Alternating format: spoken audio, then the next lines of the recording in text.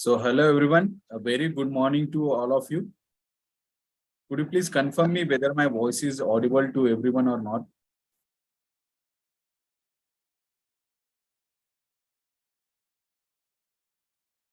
Can you just message in the message chat box, or else you can just unmute yourself and let me know whether my voice is audible to all or not?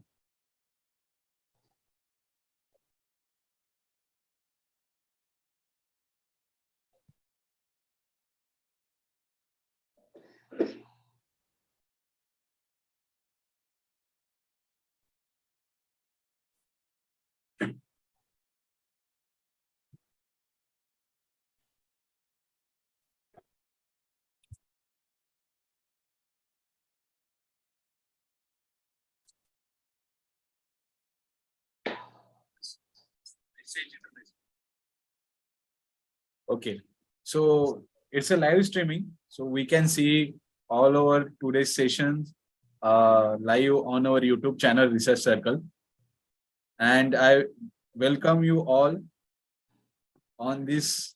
I can say a very energetic day. We are here in the 8th phase of our international conference, IMCCRT 2023. Earlier, we had 7 editions of this IMCCRT conference, and this is our 8th. Soon we are uh, about to start our promotions of 9th IMCCRT conference.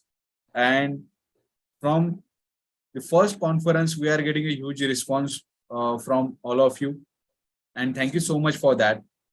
I can see few participants are still coming in this Zoom, and I would be joining them.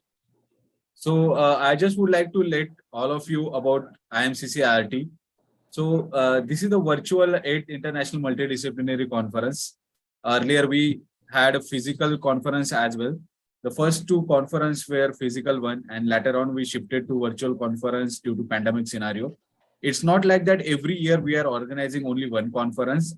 Every year we are planning 2 to 3 international conference with the name IMCCRT. Apart from this IMCCRT conference, we do have IMCCSP conference, and that too also we are running, but that is only once in a year. Then we had a VMCSP conference, which we conducted in Malaysia, and later on, due to pandemic situation, we didn't conduct that conference. So again, from this year we are planning, because VMCSP conference is a physical conference. So we would be sharing, my team would be sharing all the details to you, all our upcoming conferences. So this virtual 8th International Multidisciplinary Conference, which we usually conduct on current research trends, that's why we call it as a IMCCRT. It's a multidisciplinary conference.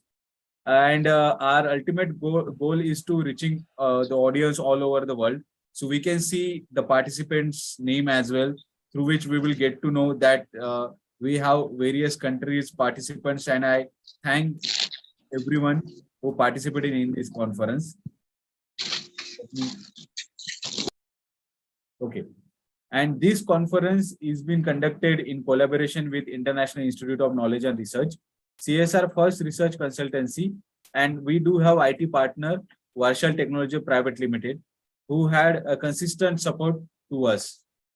Last year also, we conducted this conference in the month of April, and the earlier conference was in the month of December, January.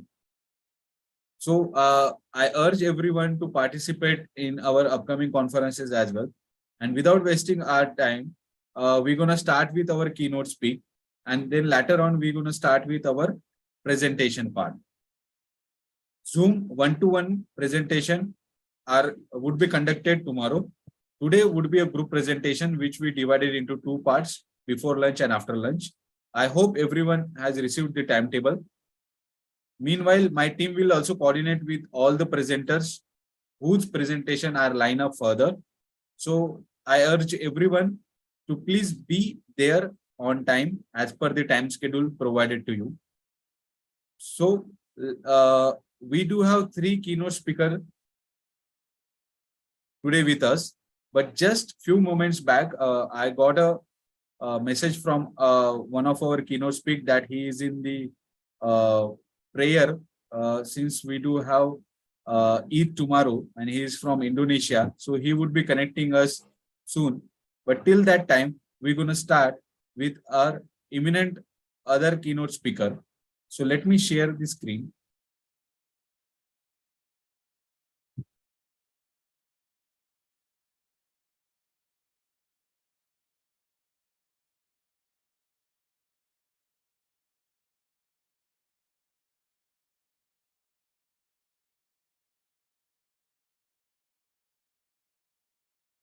So today we have our eminent keynote speaker with us, Dr. Sunil Goyal.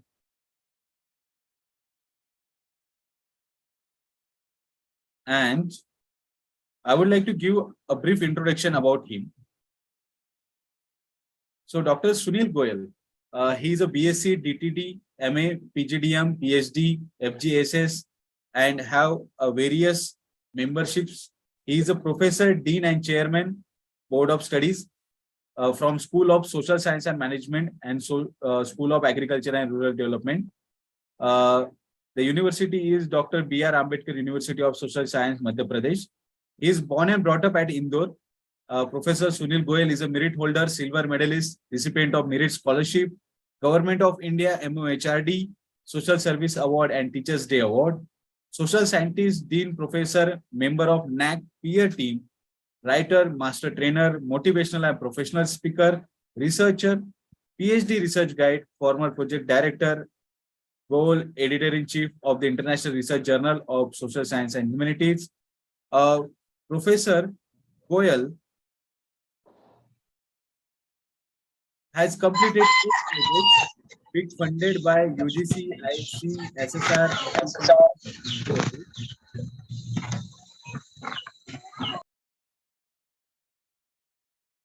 Sorry for the interruption.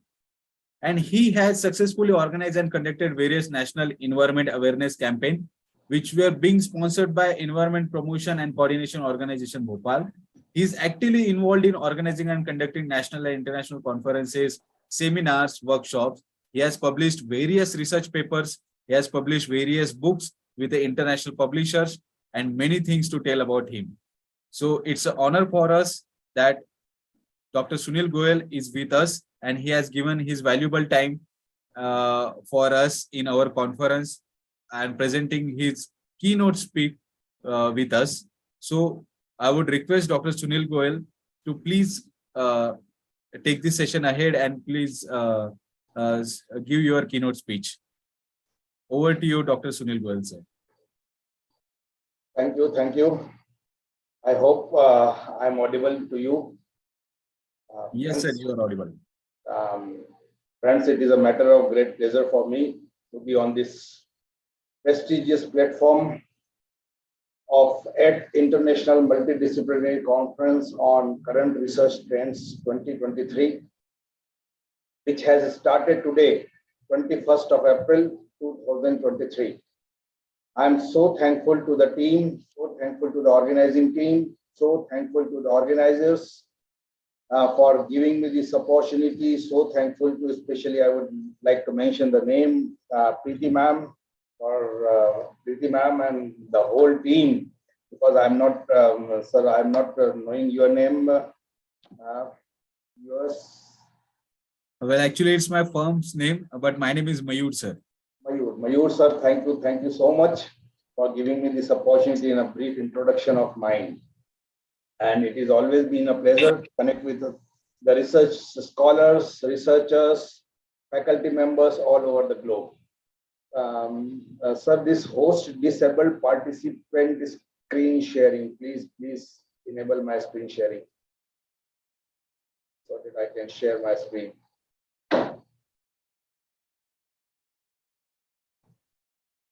Yes, you can share your screen, sir.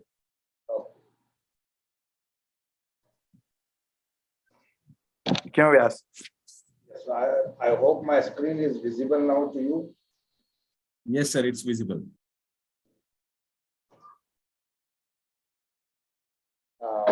So friends, the topic of my presentation today before all of you, because nowadays scientists, nowadays all researchers across the globe are talking about citations. So I would like to aware you all about what are these citation databases. Especially, I would like to focus upon the Web of Science because this is a very prestigious database, and I would like to tell you something about Scopus also. So, friends, I'm Professor Sunil Goyal, working as Professor, Dean, Chairman, Board of Studies, School of Social Sciences and Management, also looking after a School of Agriculture and Rural Development at Dr. B.R. Ambedkar University of Social Sciences, Mau. As such, friends, the goal of my today's presentation is to make an attempt to increase the awareness of the citation databases that exist with identifying citations for a research writing.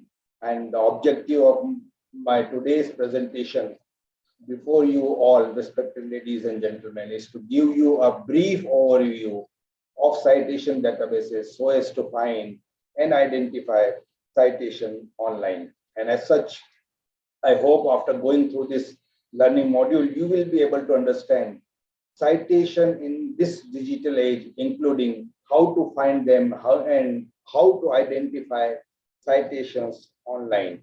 Also, you will be able to understand the role of citation databases such as Web of Science, Scopus, and others as far as global research enterprise is concerned. Friends, I have divided this learning module into some parts. First, we'll see about the overview of citation databases. In this, we'll talk about what is citation database. Let us start. What do you mean by citation database? My dear friends, citation databases compile the citation in the reference list of scholarly publications. You see, nowadays we are not talking about how many publications you have.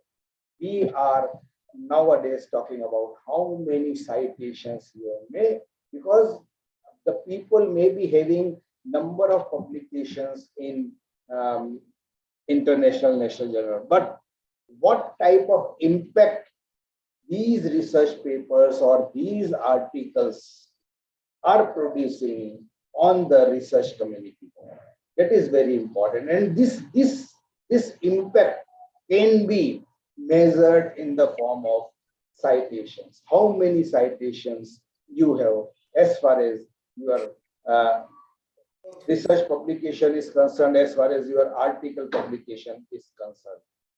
Citation database records all include bibliographic content that identify a publication. Publication means article title, journal name, author, abstract, etc.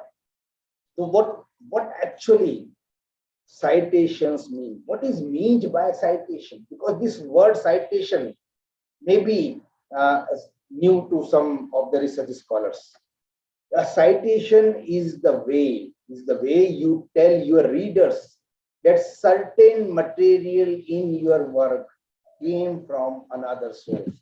It does mean how many researchers have gone through your paper and have taken some of the findings, some of the research methodology, some of the part of the research methodology, maybe some of the part of your hypothesis from your article, from your publication. This is what is citation.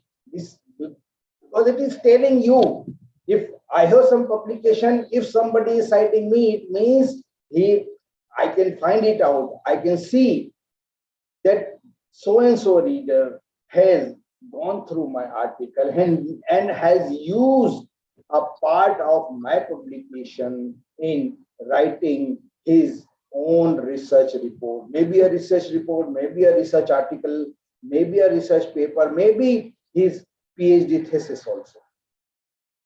So it also gives, the citations also gives your readers the information necessary to find that source again. If you want to find out that source, because when you are going through that article, if you are interested to find out more about that, you can go and read that article again, including information about the author, including the title of the work. So, dear friends, respected ladies and gentlemen, this was all about what is the meaning of citations, what this citation database is all about. Now coming to what are the principles of citations? What are the principles? Let us see it one by one. Because these citations, these ensure that the spelling of author names and the publication dates in reference list entries match those in the corresponding in-text citations. This tells us about that which part of your article is being taken from some source, some paper, some article. This tells us, this gives us a clear picture about that. And this site only work that you have read and ideas that you have incorporated into your writing. Because when you are writing a paper, when you are writing an article, when you are writing a book, when you are writing a PhD research thesis, you used to take ideas from the researchers all over the world. Researchers that those who have published papers and the papers which are indexed in these databases. Very, very important. If these papers are not indexed in these databases, because I am talking about Web of Science, I am talking about Scopus. If these databases, these citation databases doesn't contain your paper, it will not be cited. That's what is very, very important.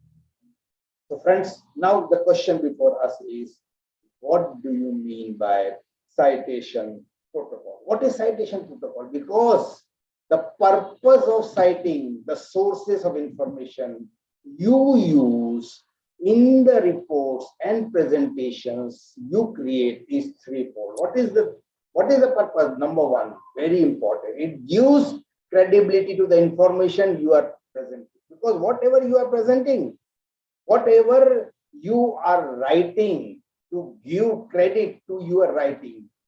These citations give credit to your writing because it tells the readers that so and so has been cited before also, so and so connected with your writing has been written before also by some research scholars, before also by some faculty members, by some professors. This gives credit to your writings. Number two, it allows someone to look up the source to get more information, because readers are always concerned with getting more and more information. How to get more and more information? These citations give them the opportunity, because this citation contains the full name of the author, the full name of the journal, or the full name of the book, full name of the title of that article, full name of the title of that book, full details of the publication. It gives the issue number, it gives the volume number, it gives the year of publication along with the page numbers. That's it became easy for the readers to find out more information about what you have cited.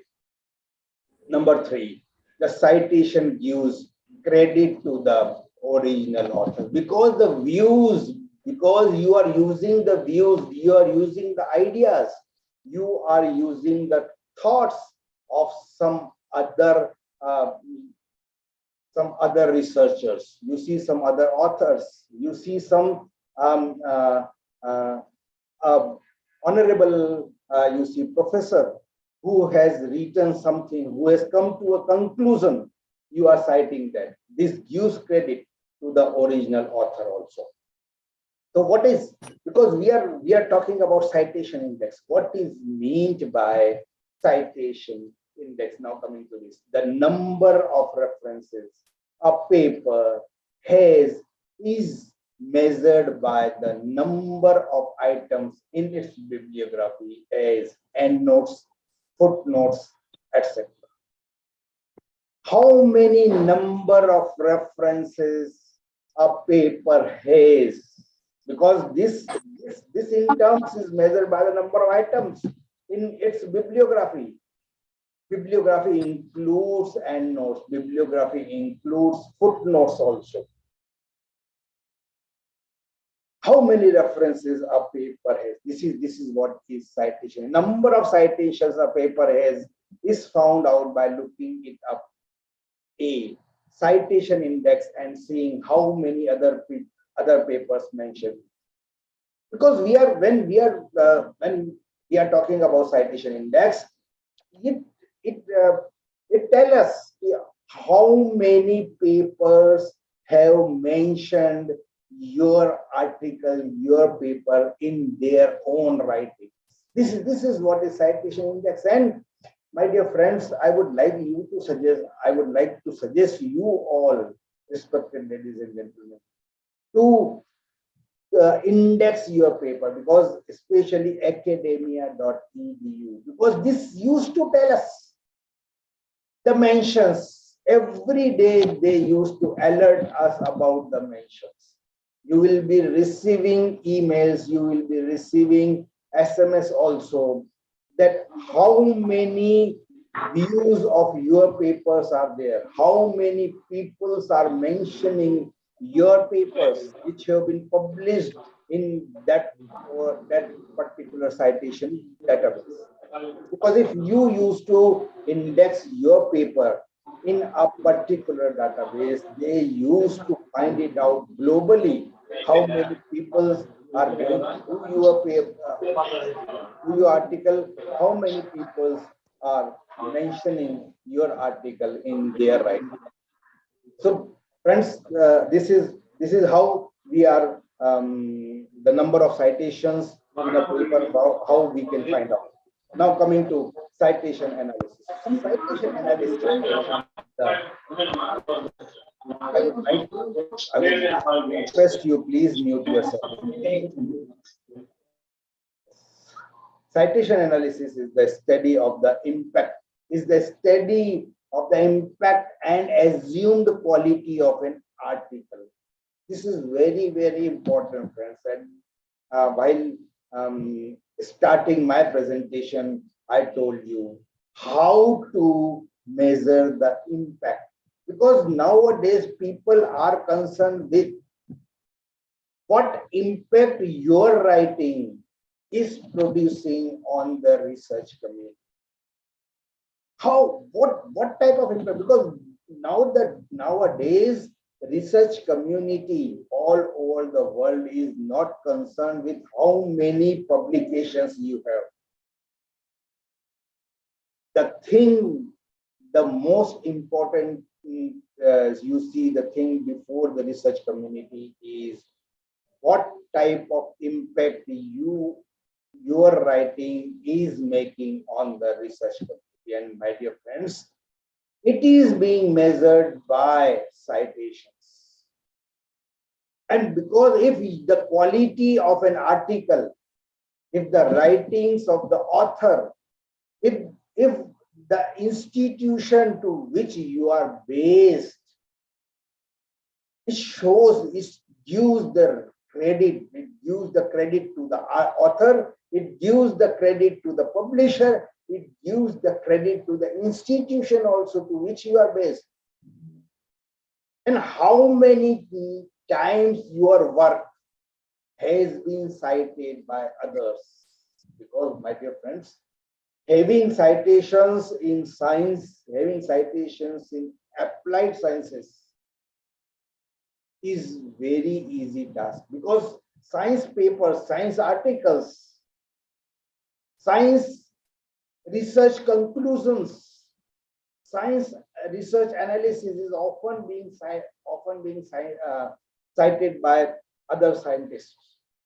But having citations in a in a faculty like social sciences, it is very difficult. It is very, very difficult.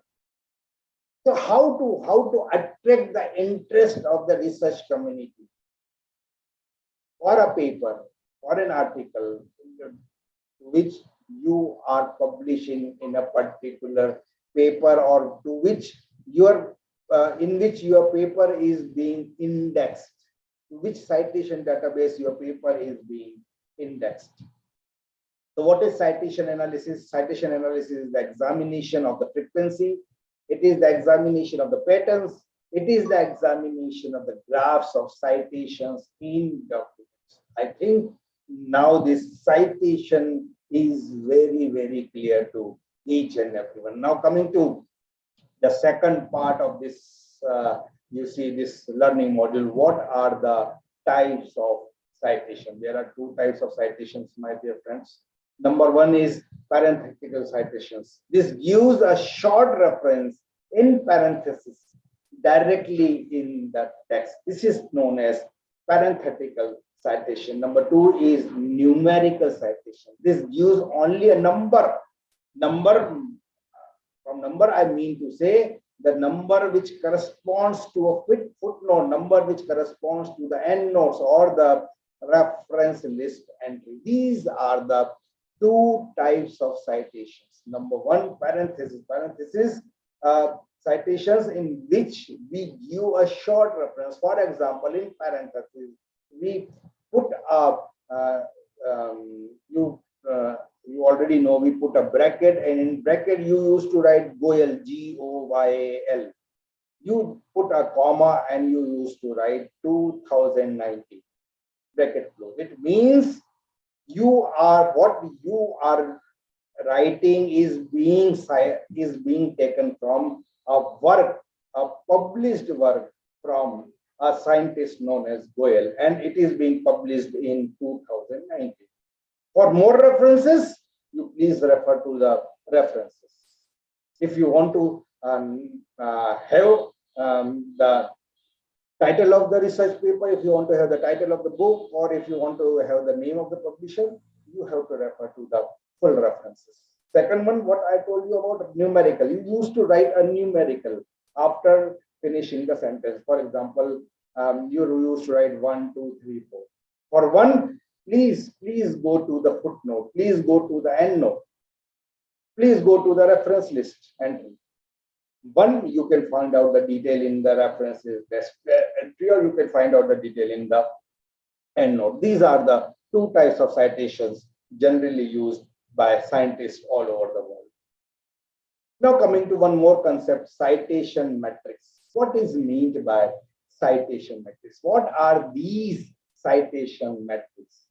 These citation metrics serve as a measure of a journal, measure of an article, measure of an author. That is what is very, very important. Then why we are talking about this? Because this metric tell us about the author also, about your institutions also. What type of research impact based upon the citations? This is what is very, and it can be a journal or author specific. It can be a journal specific metric. It can be a journal 5-year impact factor. It can be an immediacy index journal quality. And this all look at all factors before making a decision. This is what is very, because nowadays citation metrics plays a very, very important role. One more this metric, which is known as what I've talked about, is immediacy metric. This is very, very important. This is immediacy metrics, is the average number of times an article is cited in the year it is published. If I have published something in the year 2022 March, and if I want to know the immediacy index, it means I want to know how many citations my article carries in a year.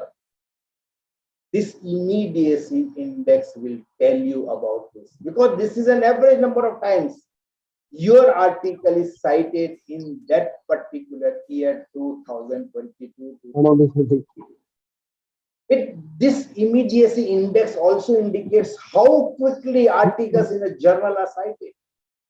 It means how quickly this journal is going in the hands of the readers all over the world.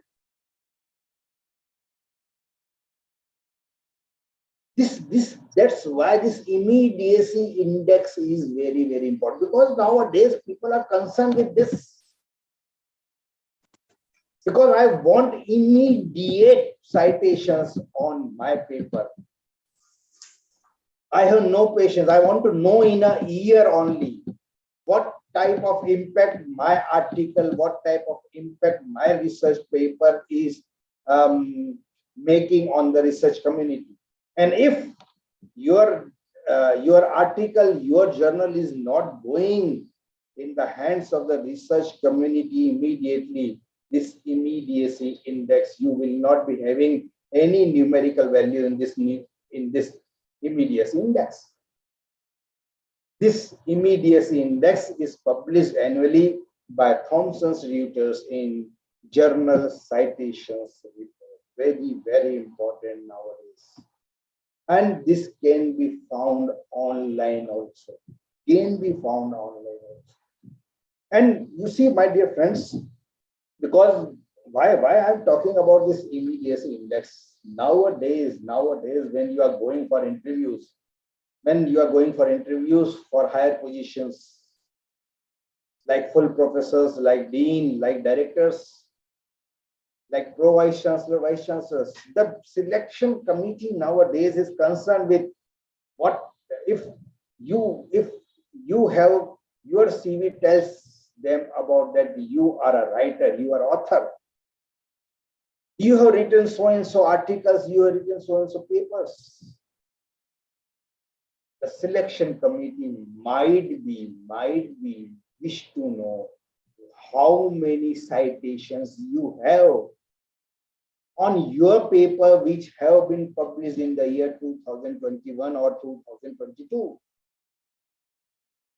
That's when this immediacy index plays a very, very important role. Just you share the link of Thomson Reuters, they will be able to know the actual situation, actual immediacy index of your articles.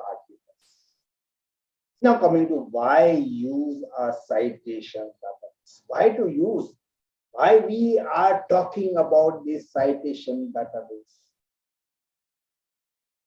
Because this citation database, again, respected ladies and gentlemen, this enables you to find newer papers. If you are interested in finding new papers, if you are interested in finding new articles that reference a paper or author you already know about, you might want to do this in order to find more papers on a topic. If you want to find, if you have planned to write an article on a particular topic, if you have planned to write an article on a particular paper, particular subject, particular topic, just go to citation database and just go to the search engine and type. You will find more papers with citation on that particular topic. You can trace how an idea has been confirmed. You can trace how this idea has been applied, how this idea has been extended or corrected in later publications also. This is how this citations database are being used by research community. You can see which other researchers are citing your work, or the work of your lab mates, or the work of your colleagues. Find citation numbers, metrics to the report on a job or grant applications, evaluations, etc. This gives this gives you a scenario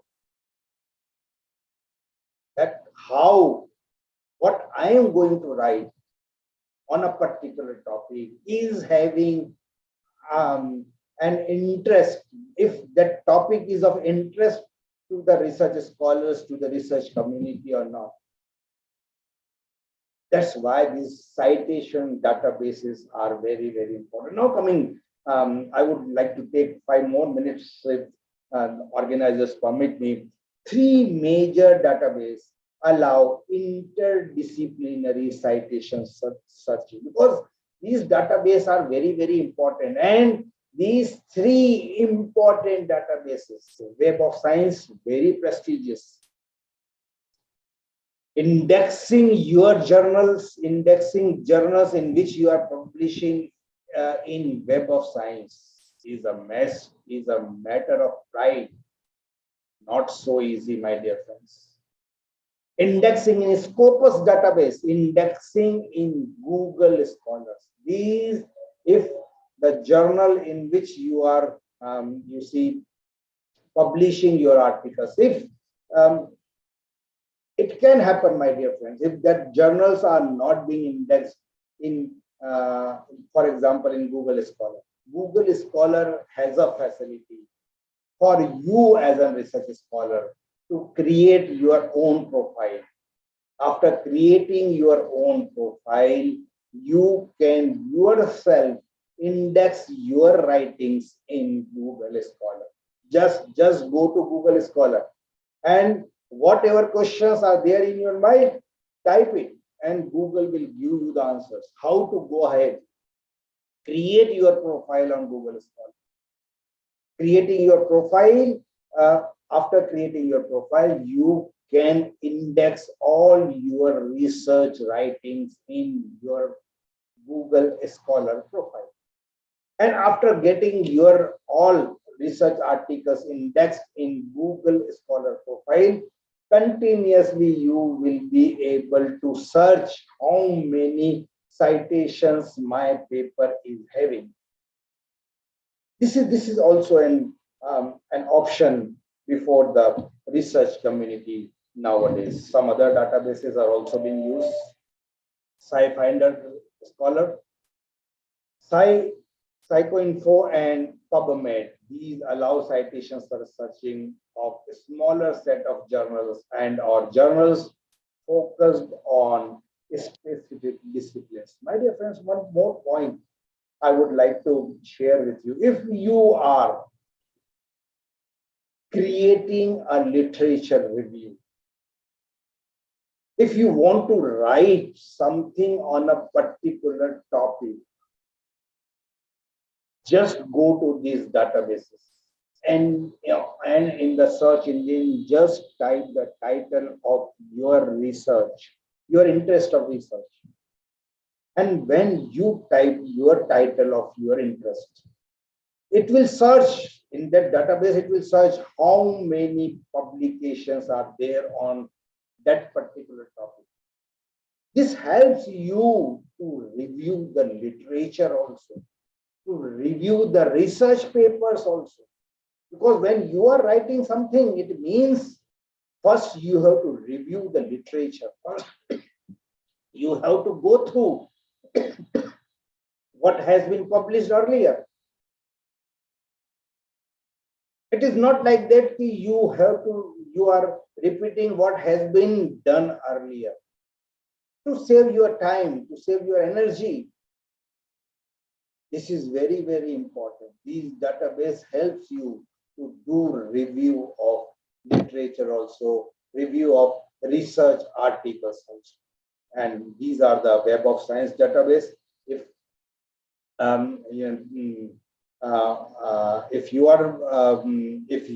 the journal in which you are publishing is indexed in Web of Science database, because this Web of Science database has a very vast coverage, and it provides the journal impact factor also, very, very important. It provides a journal impact factor. Nowadays, people are concerned with the article impact factor also, because this Web of Science provides complete citations.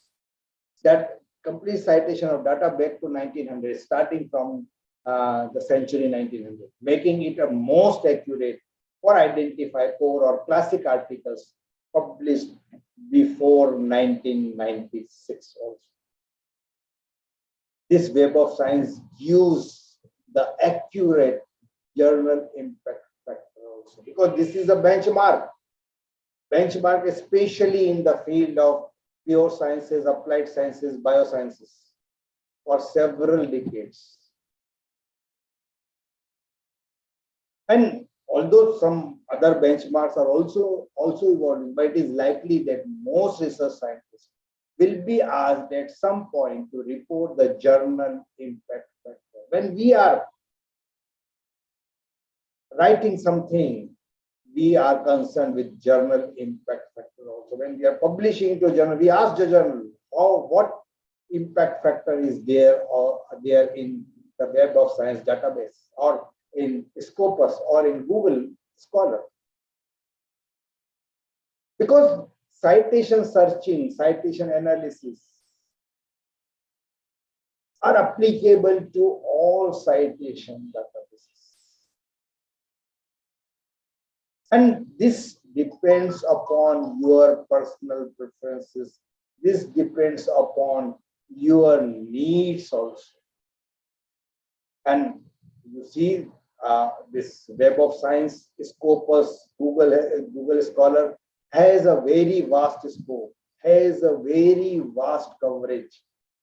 As far as pure sciences is concerned, as far as applied sciences is concerned, as far as you see social sciences is concerned, as far as medical sciences is concerned, these used to index all types of articles, irrespective of the subject, irrespective of the type.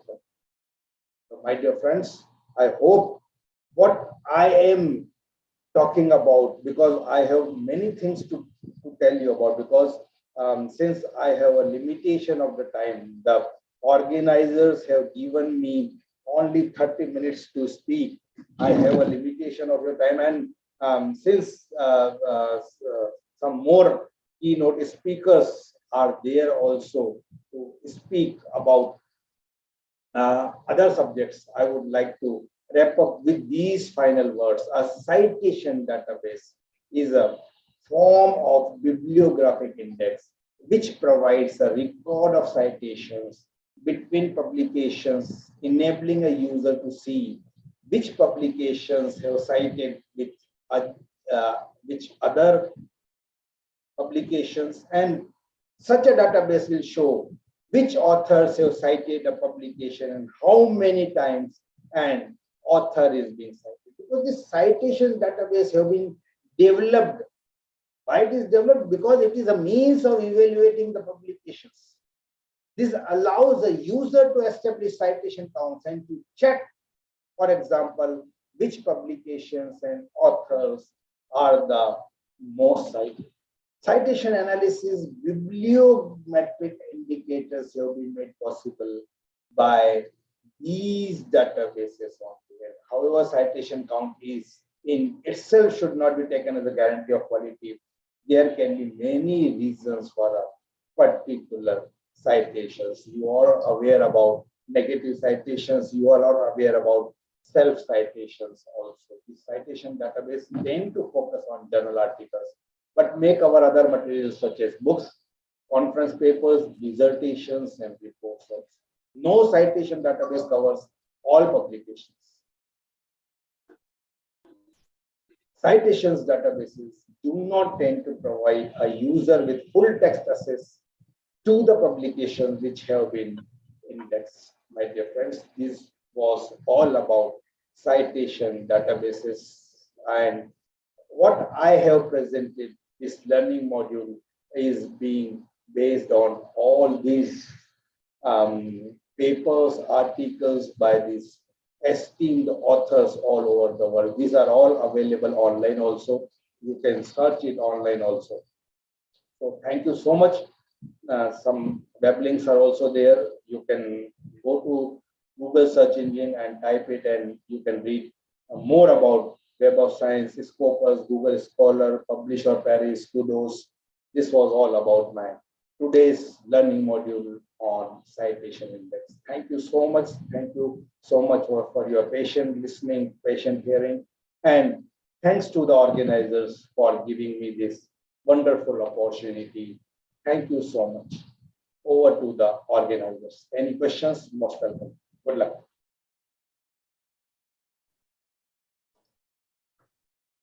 Well, thank you so much, sir, for your wonderful presentation. I hope everyone understood the various scenario regarding the citations part and how we can increase it in order to, upgrade our academic part. Now, moving toward our next presenter, the keynote speaker, Dr. Sahil Thakur. So, I would like to give just brief introduction about him. Dr. Sahil Thakur, he is working as an associate professor, Department of Public Health Dentistry, Himachal Dental College, Sundarnagar, Himachal Pradesh. He earlier worked as an assistant professor in Department of Public Health Dentistry, Sharda University. Before that, he was a senior lecturer. Apart from that, he is serving as a co-editor of the International Healthcare Research Journal from 10th April 2017. He has registered many patents on his name. Currently, he is having the Indian patent with the title dental instrument. Apart from that, many related to the cell capacity, trolley assembly, apparatus for handling biomedical waste. And he has published many book chapters, many published books with the international publishers. He got various awards for his academic and professional part, and various international and national publications in Scopus Web of Science and international peer-reviewed journal. So without wasting time, I would like to invite Dr. Sahil Thakur to please present his keynote speech.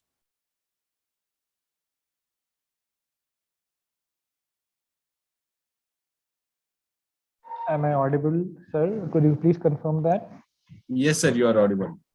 So, very good morning to all the esteemed audience present here, and thank you very much for the kind introduction. First of all, it was a wonderful lecture by Professor Sunil Goyal, sir, and I really enjoyed it. Publications are, in fact, an important part of one's academic career, and we do look forward for it. So, a little brief introduction to the audience, as said by the kind MC sir, that I am a public health dentist. So I am a dentist by profession, but I really deal with dentistry at the public health level, where we go in communities and we educate the community. So I thought it is better to educate the esteemed audience or the gathering today about a very important topic that is plaguing the entire world as such, and especially after the advent of COVID-19, it has increased very much and it is affecting everybody. So it might seem to be a very trivial topic, but it's something that needs to be addressed, and we are trying a level best to educate our people on the same because it's important, and we need to understand the importance of it. And to understand what is the main thing that might affect all of us is our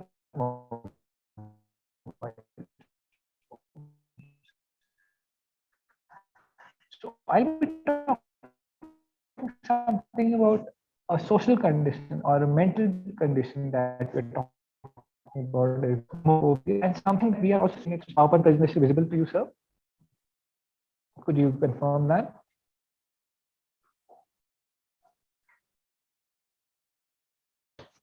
Hello. Yes, sir. We can see your screen. It is about to start. I believe some network issues are, connectivity issues are there from your end. I think there is some problem with the connection. Is it visible now? Can you hear me? Yes, it is visible, sir. Okay, so based on the introduction that I gave you, we have absolutely titled the presentation as nomophobia, and is it the next epidemic to afflict us? I personally think that yes, it has started afflicting us, and it has. We can actually term it as a pandemic because a lot of people are suffering from it. But I don't believe, as said, that many people have started acknowledging this fact. So, coming to the basic introduction and why we are doing this, because there are two basic categories of addiction. One is the drug addiction. We all know that, those who are drug addicts or those who believe in substance abuse. The second is a behavioral addiction, which causes a change in your behavior. And the use of a smartphone, excessive use, and its dependency is a part of a behavioral addiction. It changes your behavior and it makes you addicted. So we need to know this. And the abuse of smartphones. So remember, we are using the word smartphone abuse here because we are actually in technicality abusing the smartphones, and its use has increased in the 21st century. We are dependent on it from our banking needs to our social needs, and from waking up to talking to people. WhatsApp has become a very important aspect of communication now. So it has been assessed as addiction, and that is why we have written this down, that people are now a prisoner of their phones. And aptly, that is why it is known as a cell phone, because it is more of or less like a jail to us, a cell. And this has in fact made us more dependent on a smartphone. So before we start, what is nomophobia? So if we search Google about nomophobia, it's a psychological condition when people have a fear of being away from mobile phone connectivity. All right, it is an amalgamation of three words: no, mobile, phobia. So no, more mobile, more from mobile, and phobia means a fear of being away from your mobile for connectivity. Is termed as the nomophobia. And I'm sure all of us, the first thing we do when we wake up in the morning is we check our phones for what notifications do we have, and how many people remembered us while we were sleeping, and how important we are. So it's important that we do address this issue. And there are these 8 signs that you need to understand if you have a smartphone addiction. The first is if you know, or if you're isolated from your friends, you're more dependent on your phone, and you don't want to interact with the friends, and you become isolated. Your relations have become strained. You don't care about physical you meeting your friends physically. You just want to be on your phone, and your interpersonal relationships have been strained. Waking up constantly to check your phone, even if you're sleeping or you are doing a certain activity, if you're checking your smartphone time and again, that is a sign of having a smartphone addiction.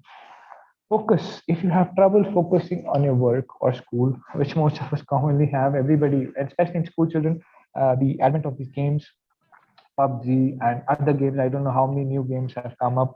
So they will find time to play these games, but they will not try to focus more on their homework or schoolwork. FOMO, again, I'll be talking to you about it. That is the growing anxiety of fear of missing out. That is also known as FOMO. There's an increased feeling of loneliness or depression. People start feeling alone, or you feel depressed. If you're bored when you're not using your smartphone, that is also a sign. And you're irritable when your smartphone is on. So you're always looking for your smartphone. I think somebody, the organizer, if you could just mute them. Yeah. So if you're irritable when your smartphone is not nearby, and you're looking for a smartphone, and if your first smartphone is charging, and you are be very irritable and you want to be near your phone, or you are with your phone even when it is charging and on your phone at a time, that is a fair indication that you might have a smartphone addiction. So now we talk about the important part, that is the fear of missing out. That is also known as a FOMO. So just a minute. Yes. So it is a feeling of apprehension that either one is not in the know of missing out new information, events, experiences, or life decisions that could make one's life better. But had this been in academics, we would have really loved it, because as we are teachers, and if a student would have felt that yes, I'm missing out on events and experiences. But this is rarely seen in the classroom scenario or in the teaching scenario.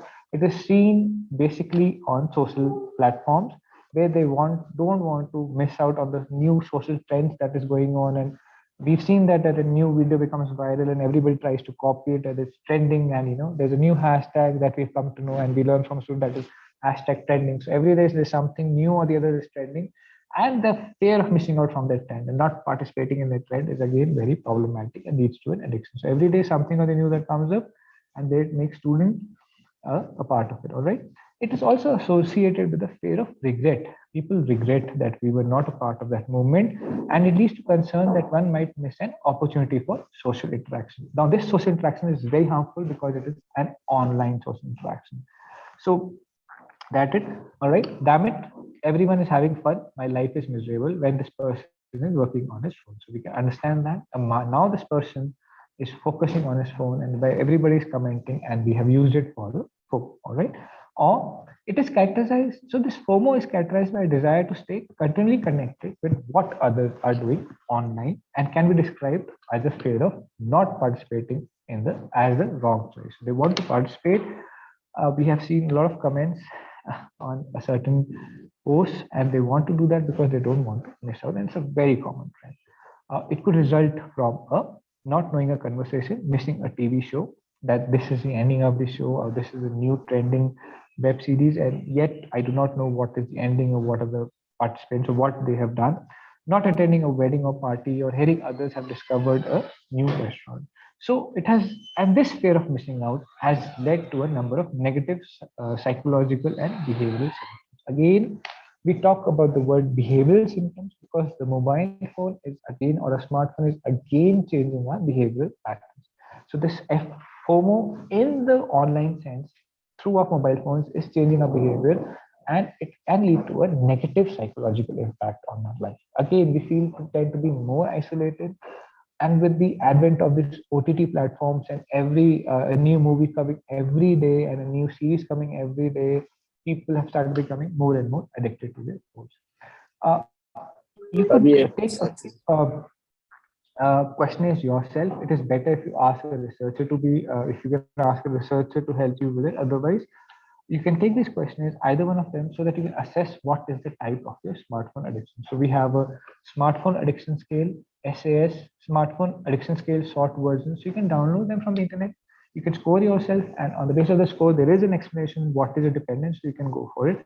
There's a modified internet addiction test, smartphone application-based addiction scale, smartphone addiction inventory, a nomophobia questionnaire. Again, is a very nice questionnaire that tells you about how dependent you are. Problematic internet use scale. So there are a lot of scales. So this is one which is again very, you can try yourself. Problematic internet use scale, social media use integration scale, and questionnaire to assess homophobia.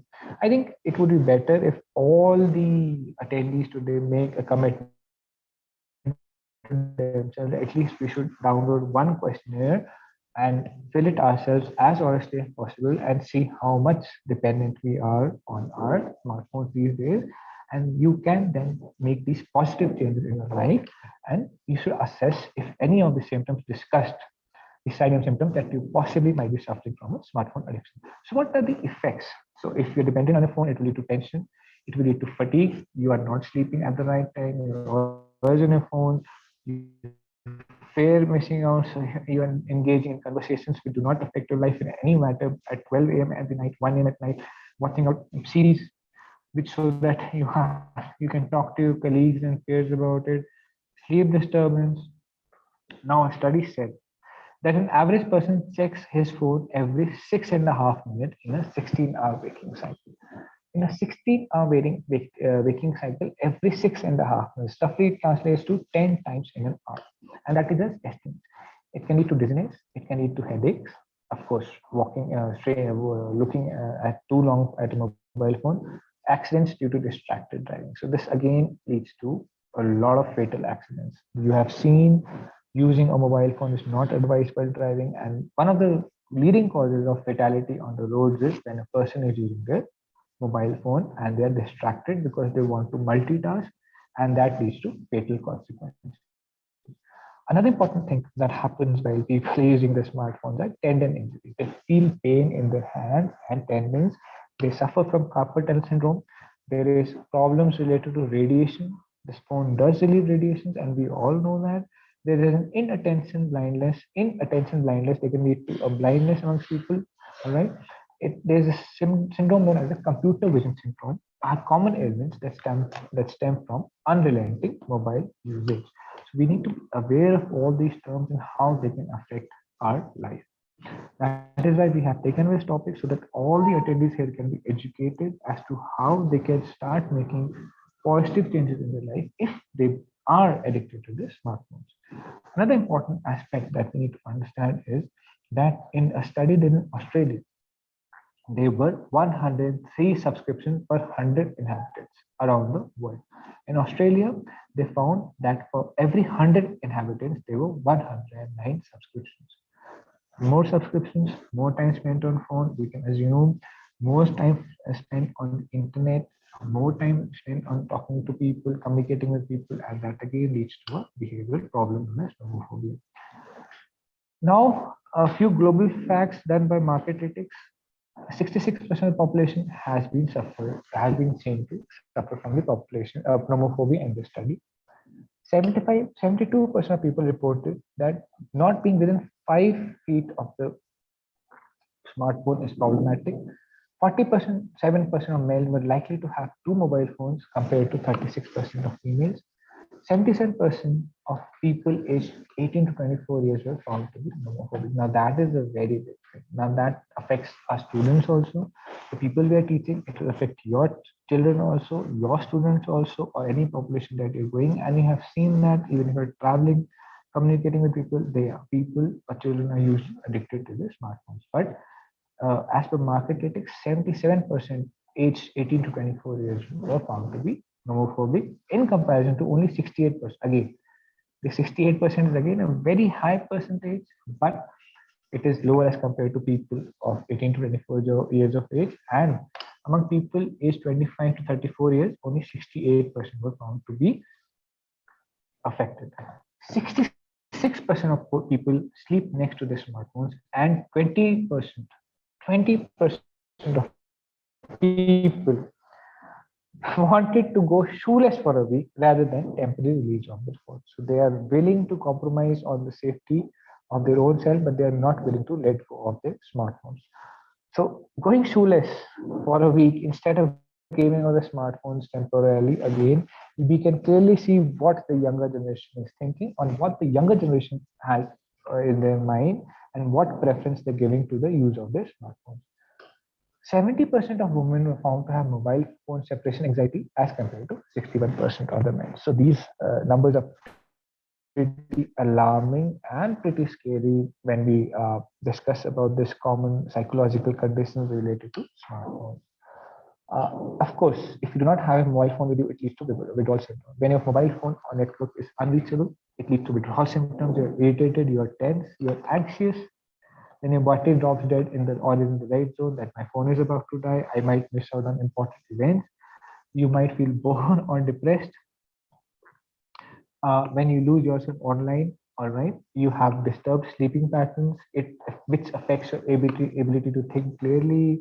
It puts your life at risk. Now you can see from this picture that this female having a child in her hand is not seeing what is in front of her because she is looking into her smartphone, and it is not only putting her own life at risk, but it is putting her child's life at risk also, and we are unable to contemplate your life without your smartphone. So again, we've been talking about this behavioral disorder for the present condition, all right? Because during COVID-19, everything, the world shifted to an online scenario, and in lot of colleges, people have started working from their homes. So they have stopped going outside of their homes. That has led to obesity. That is another public health problem that has started plaguing the world. Exercise and obesity, lack of exercise and obesity is again something that as public health professionals are very concerned about. But after, in context to this topic, students have become increasingly dependent on their phone. We're not talking about, yes, the entire world did. The students focused on their education, their studies, projects, everything was given to them online.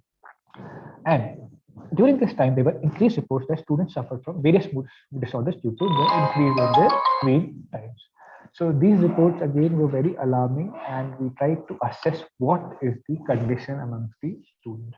So we made this intervention form. We did a study amongst our own students last year, and we divided into two groups who were found to be severely dependent on the mobile phones, and to those who were found to be moderately or less dependent on the mobile phones. And we gave them this 15-day checklist. So you can, if you want, you can let me know, and we can share this checklist with you. If you find yourself to be dependent on your phones, and then during every day, you can make sure that you tick yes on every of these columns. It will help you be free from this addiction to your mobile phone. So a few examples that you have to keep your phone away from your bed while sleeping. You should get a real alarm clock instead of using your mobile phone. You should prevent phone usage during early hours. In fact, we'll be discussing the prevention of this disease and how to make yourself less dependent on your phone. So one thing that is you have to avoid using your phone during the first 2 hours after you wake up. So of course, it might be difficult for you to stay away from your phone during the first 2 hours after you wake up. So at least you should try to make a commitment to yourself that I will not check my mobile phone at least 30 minutes after waking up. So this is something that you can do, that you can cut your screen time to half and you can check all these columns, and this is going to help you. This was distributed to our students whom we found to be severely nomophobic. I'll be sharing the results with you, and alarmingly, we found a very good compliance rate. And why am I using the word alarming? Because students followed this protocol for 15 days, and we found that at least 50% of them were less dependent on their phones. But what happened after we checked? We asked them to fill the questionnaire again after 2 months, and we found a 90% relapse rate among the students. So even if we tried to do an intervention among the students, we did educate them about the potential effects. We did tell them, hey, you are severely nomophobic, get away from your phone. And they did try to follow the protocol, yet they fell back to their old habits. So something that is again affecting us, and we would like to collaborate with people and see how their interventions are working out if anybody wants to work on this topic. So we saw that severe nomophobic scores, both pre and post test, especially this pre-test we'll talk about, affected the sleep score of the patients, and there was a very big difference. So we did find a difference in sleep scores amongst students who were found to be severely nomophobic, and this did change in a post-test intervention for 50 days. And when we followed it up, we did check for the relapse, but we did not check for the sleep score. But it was pretty evident that this behavioral addiction is not going to go away. People will be addicted, and not only students, the entire world is addicted to the smartphone. It's very difficult since all the basic functionalities are now being done on the phone, especially you can order groceries on the app, so you don't need to go outside, right? So we found out in the study that 58.7. So in our institution where we did the study, we found out that 58% of the students were heavily dependent, and it was in agreement to this study by Major et al., who reported that women and younger individuals suffer more from smartphone dependence. So of course, something is very important. This dependence has a relationship with gender, age group, and level of education. In fact, the more educated you are, the more dependent you become on your phones, and the frequency of using smartphones had a relationship with the age group and level of education. A study also said that mobile phone, 50%, 58% respondents could not manage the day without a mobile phone for even a day. We had the same conclusions, and we need to address this problem across the globe. And there was significant link of internet use, social network dependence, and anxiety with the people who were dependent on their phones. Now, why this topic was necessary? Because as teachers or as researchers or even as parents or as guardians, we need to understand that this is a behavioral problem. And first of all, we need to check how much dependent we are. And I myself was found to be moderately dependent on my phone, which I tried to address, but we are dependent on our phone. So we need to first take care of ourselves, reduce our dependence on mobile phones, and then we have to understand that the younger generation that we are in touch with, and we have to be role models for them. We need to tell them, we need to be with them, and politely make sure that they're away from and they get relieved of this addiction. All right, appropriate measures have to be taken first by us, and then we can tell our children to do so. A few steps: you can adjust your notification. Hey, we're not telling you to stay away from your phone. It's not possible in today's scenario, but you can adjust your notification settings, turn all notifications except for relevant apps and calls. So you can use your DND, especially when you're working, or you have this focus mode in your phones, which you can use so that you can only focus on what is important. You should establish time limits and keep time of your screen usage, aiming to reduce your screen time by half. So see how much time you're addressing your screen, and you should try to reduce that to half. As said, try to get a real alarm clock rather than focusing on your phone, and please shut off the internet before you sleep so that in the morning, even if you're using your phone as an alarm clock, the first thing you do not see that I've got 25 notifications or 25 emails waiting for me, which and a few of them might be important that can wait at least for 30 minutes after waking up. You can get up, recharge yourself, see people around you, talk to people, and get things done. It is important to physically separate yourself from your phone if it is not important or you're not expecting a very important call. You should set time aside to focus on reality, and you have to admit that what you see on phone isn't a part of the reality, and ask yourself, what do you need to browse the social media sites for? You're looking for validity. It's better to make good real friends and have a good conversation with them. You can go out, go for coffee, go for tea with them, and you know what is going on in the real. Instead of using your phone, it's important if you could engage in some physical activity, yoga, meditation, any outdoor game, exercise, painting, reading, and so on. This is one of the main reasons the excessive using of phone or usage of phones that people are now not uh, going for any physical activity, and that has led to obesity. And this obesity again has led to an epidemic and is reaching a pandemic status. We have done research in which it is important, and you have seen that, but we have proven it significantly that the screen time has led to obesity in children. So, children who are in school till 10 years of age, we have seen two main observations in them. First is obesity. The second is they have started, there's an increase in the spectacles that they started with, and that is very problematic. A child who is 10 years of age, if is obese and is wearing spectacles, what will we expect once the child reaches 40 plus or more than 40 years of age? So we need to correct this habit in the beginning itself, and that is where we as public health professionals come into action. We want to force, we want to tell the people that look, hey, this is what's going on in the world, and you should make informed decisions to make these positive changes in your life. You should switch off your phone. If not switch off, you should remove all notifications of your phones. You should start put your phone on DND for at least an hour before going to bed. Create self-free zones, especially when you're eating, especially when you're talking to people, especially when you're relaxing. Create self-free zones where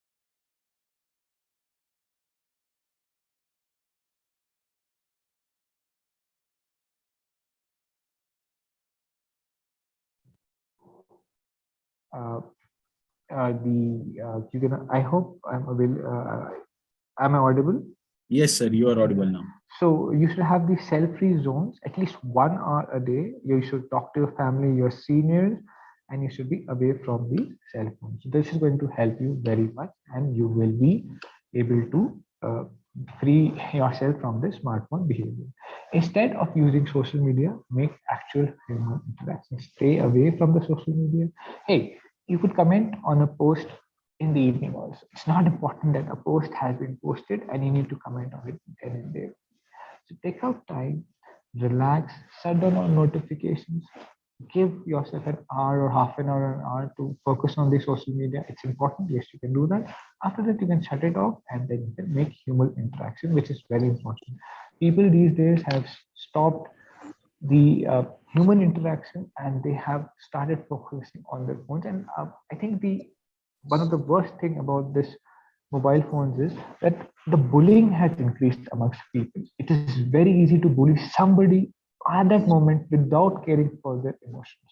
This is another problem that is happening, and it has led to a lot of depressive disorders amongst children, especially. You post something, somebody who is irrelevant to you, whom you don't even know, will post something that is, that they feel offensive to, and then they go into depression that I am not liked by people around me, and people are saying these things about me, and that has led to so many problems. We have seen, or you might have come across news where students have actually committed suicide because of one bad comment on their social media profile. So we need to make sure we understand that we should make room for these human interactions. People whom we don't even know can make XYZ comments and it should not affect us in any way possible. We should focus more on human interactions, and children, especially students, should be asked to avoid, minimize online gaming, and they should prefer games with physical activity. Online gaming addiction again is a very important public health problem. and it has reached epic proportions with this new mobile games coming up. Earlier, we had these Xboxes and other devices in which you were supposed to buy games, go outside or download them, but in a mobile phone, the moment you get bored of one game, the second is ready for you to install, the third is ready, you can play games, and there are a few addictive games in which you need to be online at least every 1 hour, 2 hours, and that makes you addicted on a smartphone, and that is decreasing the value of human relations. So therefore, I think I'm done with the presentation, and the idea here was to tell the people that it's important for us to understand that as global professionals, we are trying our level best. We are trying to get addicted to our smartphones. It's better that we ourselves educate us right now that we might be addicted. We have shared a few scales in which you can yourself see if you're addicted or not. If you want, you can talk to us and we can help you. If you are teachers, you can ask us for the questionnaire or you can ask us for an intervention form. And if you want to have any collaborations with you, we can do that. We can have a data and we can do a lot of things. But the main thing here is right now, it is important that we try to reduce this smartphone dependence, not amongst students, also amongst us also. And we are supposed to make these positive changes towards a healthy life. Public health needs, you need to understand that, or at least we need to make our students believe that they themselves, life is more important rather than a comment which is derogatory from a person that you don't even know, and it should not lead to any undesirable consequences amongst them. So as researchers, as teachers, or as professionals, uh, it is important that we should understand our duty. Now our duties are beyond teaching. It's not limited to the classroom. Now I believe that we are more of like friends to our children. We have to understand what is going in their mind, how we can help them, and how we can address that issue. I'm sure we all must be knowing, but it's important to be empathetic towards our students within professional limits and understand, see if there are any signs of clinical depression amongst them and how we can take care and address that issue and how we can make sure that they have a role model that they can look forward to and they can make these positive changes. We need to be open to our students so they can come to us, interact with us, and at least we can try to provide some positive solution to the existing problems so that they feel needed, they feel wanted, and they can contribute to the ongoing project. It's important that we now include them in a few processes so that they also feel to be a part of the team. And if we try to make them a part of the team, then we are doing our part. Now, again, I must tell you beforehand that I'm also teaching students, and I'm not saying that this mobile phone dependence is easy to go away. Trust me, I take online lectures, or I even teach in the class, and there are students who take out their phones and they click photographs, and I don't like that.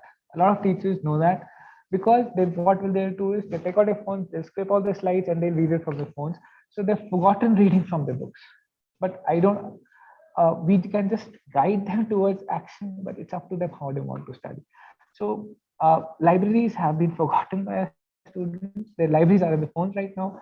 They have a screenshot of every lecture you take, and it's fine. But we need to at least try to, during our time, try to engage in any activities, or at least try to take lectures which are interactive, so that at least at that moment, even if they take like a photograph of the lectures, they try to listen to you, and something goes into their mind, and we can at least tell them that you should make such positive changes in your life. I think with this, thank you for your patient listening.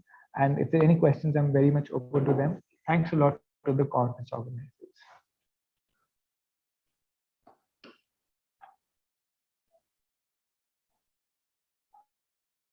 Are there Yes. any questions? I guess there are no questions at all, sir. But thank you so much for your wonderful presentation. I hope we all academicians really learn a lot from your presentation. And the good news for all the participants are Dr. Sahil Thakur would be here with us as a session chair as well.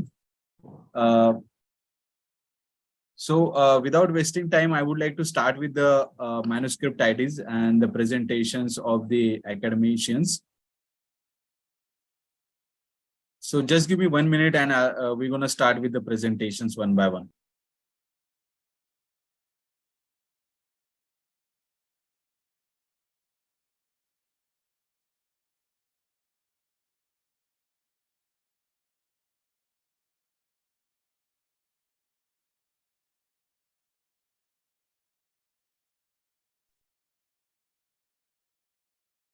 Okay.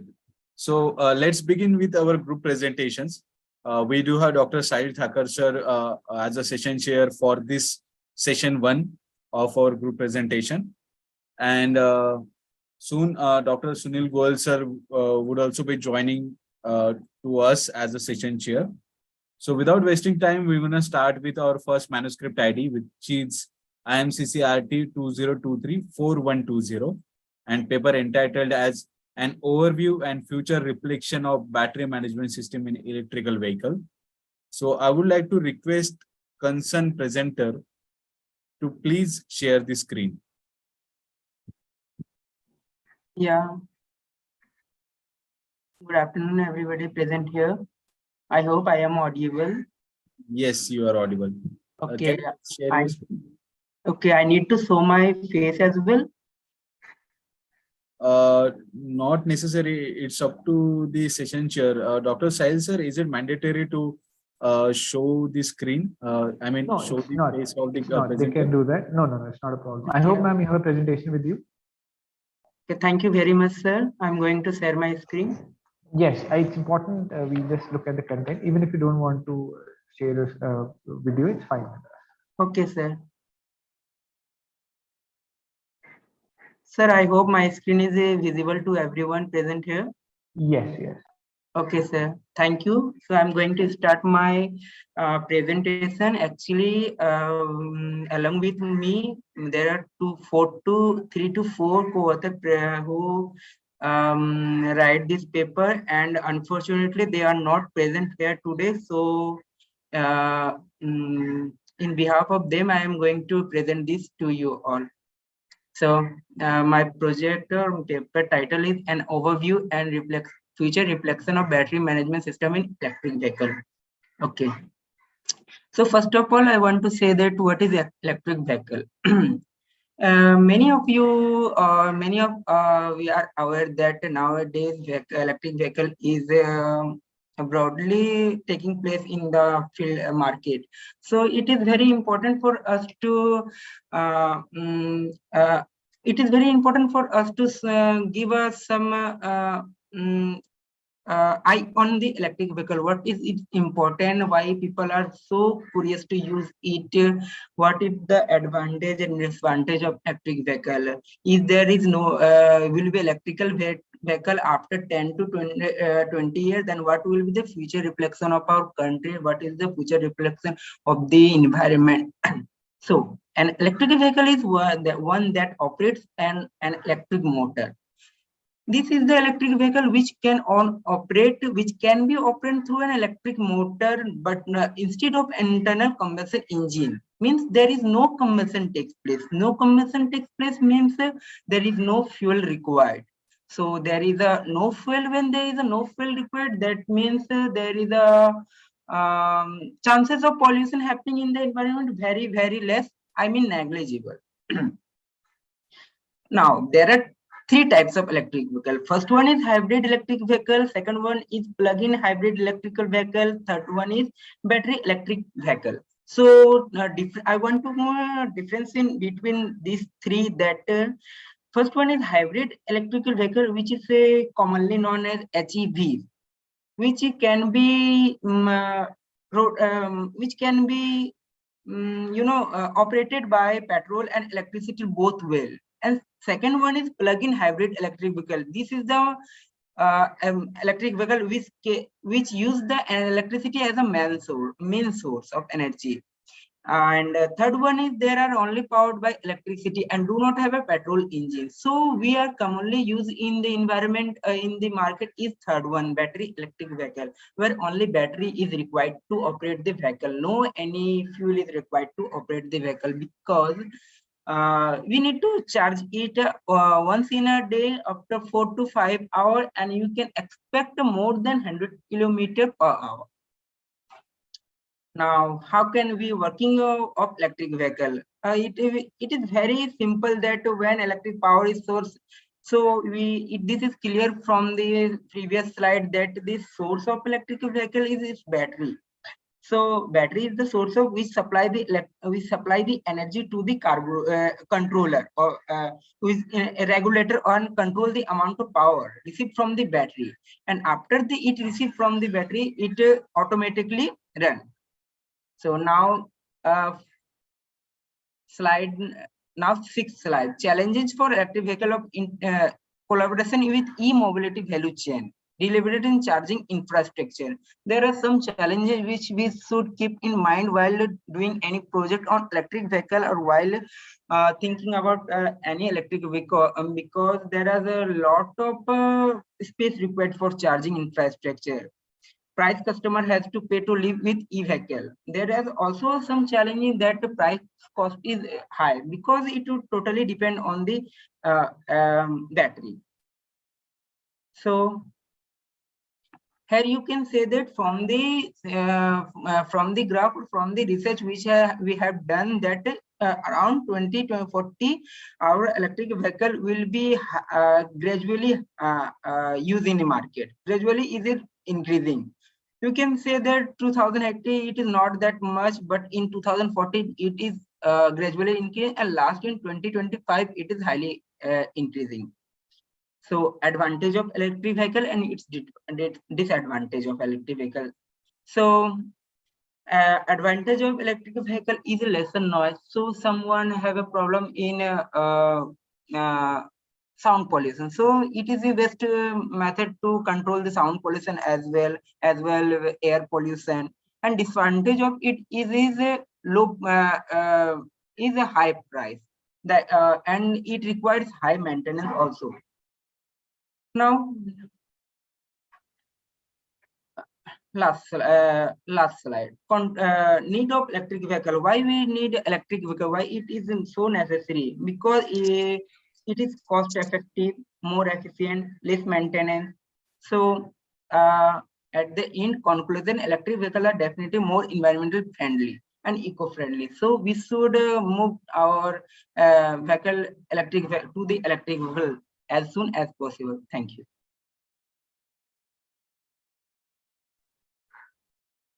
Thank you, sir. It was a very nice presentation. Could you please tell me that why still the electric vehicle is not picking up, and we see that the sales of cars which are running on fossil fuels are still in demand, and why the government, even after having a lot of incentives for people using electric vehicles, still there is the people, I believe, are not working towards the use of cars as much as they could, and how can further costs be reduced? And secondly, when we talk about these hybrid vehicles, they are saying that replacement of batteries lead to a lot of increased cost after 2-3 years of usage. So is it true, and how this can be addressed?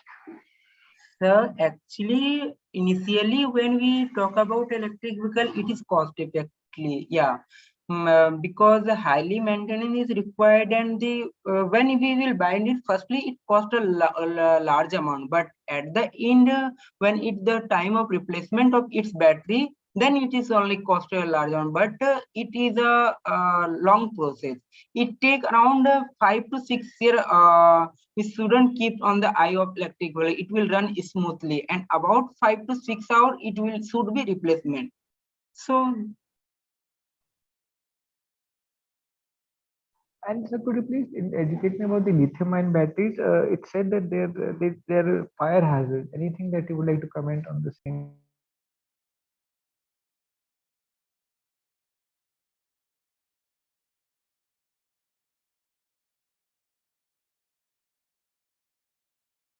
Lithium ion battery. Yeah, a lithium ion battery, or you can say is lithium ion battery, is a type of rechargeable battery which use the reversible reduction of lithium ion battery to store energy.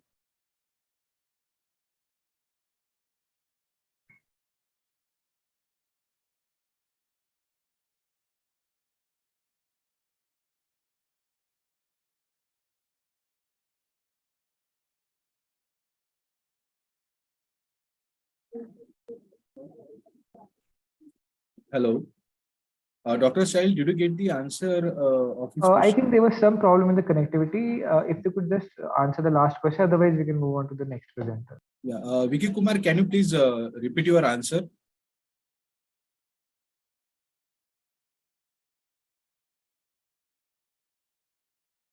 Yeah, there is some network issue from my side. I hope you can hear me right now. Yes, Hello? we can. Okay. Yeah, sir, question is what is lithium-ion battery? Actually, lithium-ion battery is a type of rechargeable battery. Also, it can be rechargeable, which is used the reversible reduction of lithium ion to store energy. When we use the lithium-ion battery, there is some after the usage of battery of 4 to 5 years, we can reverse it. Okay.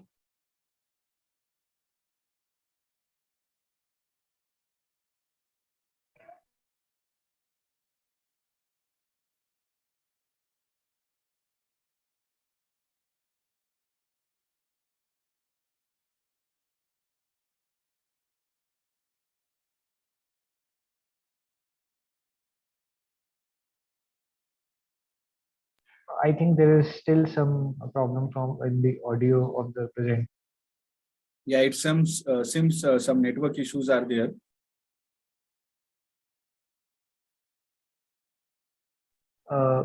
Let us see if we can.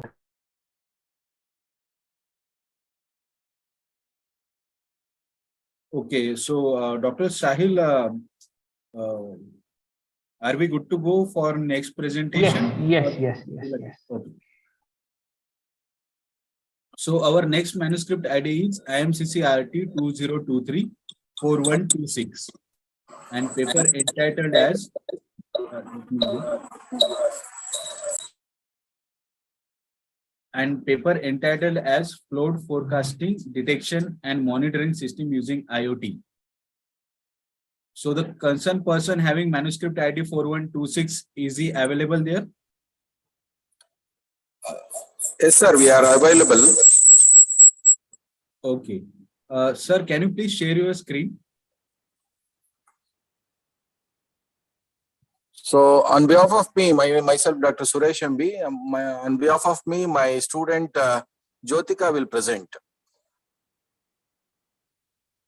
Okay, sir, not an issue. I would request Jyotika to please share the screen.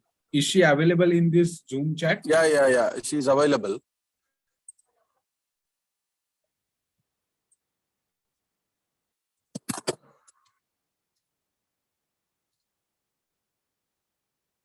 Jyotika ma'am, I would request you to please share the screen. Just a minute, sir. Yeah, because I cannot find the name Jyotika over here in the participants list.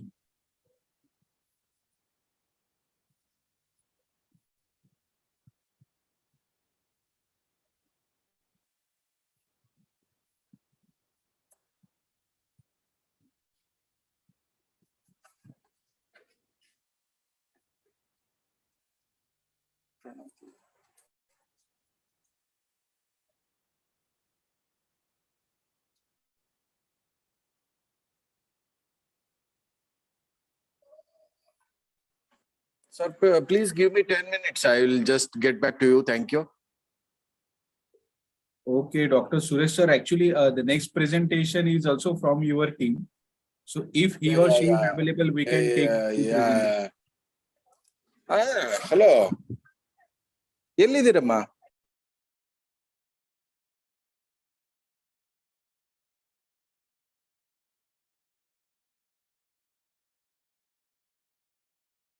I would request all the participants to please just give 2 to 3 minutes as Dr. Suresh is coordinating next presentation, because the session one's further two presentation are from his team only. And then we have a break, lunch break, and we're going to start our session 2 at 2:10 sharp.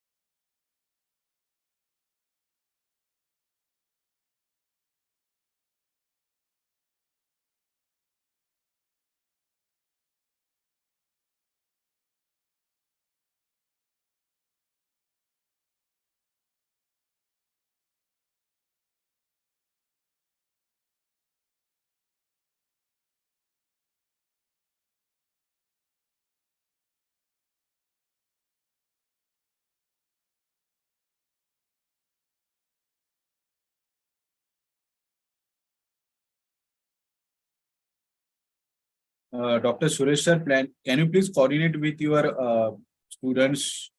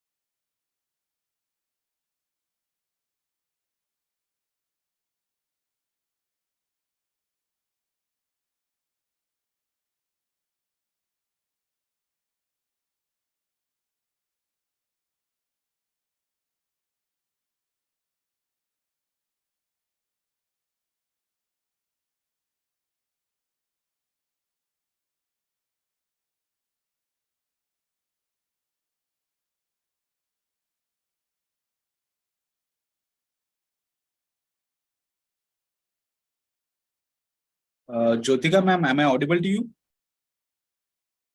Yes, sir. You're audible. Yes. Can you please share your screen and start the presentation? Okay, sir.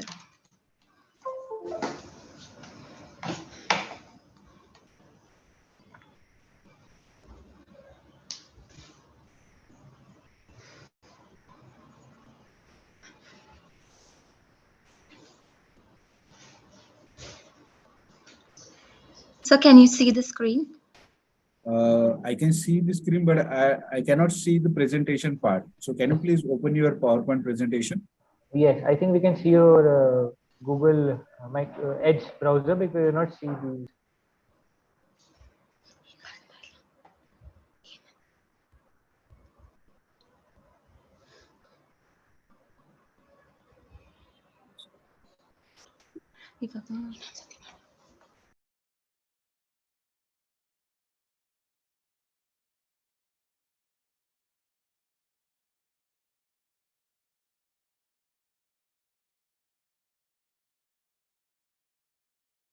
We can see your screen, Jyotika ma'am. You can Okay, start sir. your presentation. Okay, sir. Sir, my name is Jyotika and I'm from East West Institute of Technology. And I'm here about to present the paper on flood forecasting, detection and monitoring system using IoT. And these are my table of contents and abstract. As we all know, flooding is the most frequent natural catastrophe that has many impacts on humans. There have been history of widespread devastation from floods, and the organizations and competent authorities, they all use very sophisticated techniques to track the flood in very high prone flood areas. But these majorities of these gadgets are quite expensive to use and maintain. In this proposed system, data from sensors such as temperature, humidity, water level, and ultrasonic sensor can be sent to the cloud using an IoT device. If threshold conditions in the environment rises, a warning message will be sent to the relevant authorities, who will later inform the residents of the flood-prone areas. Next, we'll move on to the introduction, where flooding is one of the globe's most common natural disasters, and they are severe. They cause many widespread property damage, and even in some cases, they may even lead to death.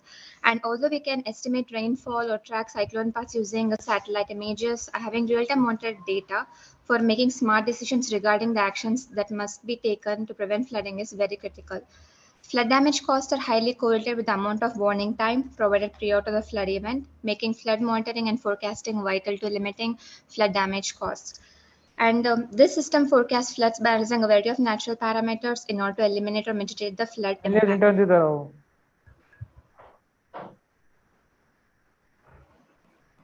Next, we'll move on to the related work on flood monitoring. The earlier several researchers implemented flood monitoring and alerting system based on RM7 processor and Arduino controller. But ARM7 is not a real-time operating system, and the speed is very less and more expensive. And additionally, it requires extra modules to interact with cloud and communication modules like GSM, which is very important in these previous projects. Previous works investigated a study on flood disaster and its management, where they entered the significance of identifying best solutions to educate if there are a strike of disaster. In addition, previous work suggested 4 action states such as readiness, reaction, reconstruction, and reduction. In this way, in recent days, most of the researchers tried to find out the mitigation of flood control and thereby reducing the risks.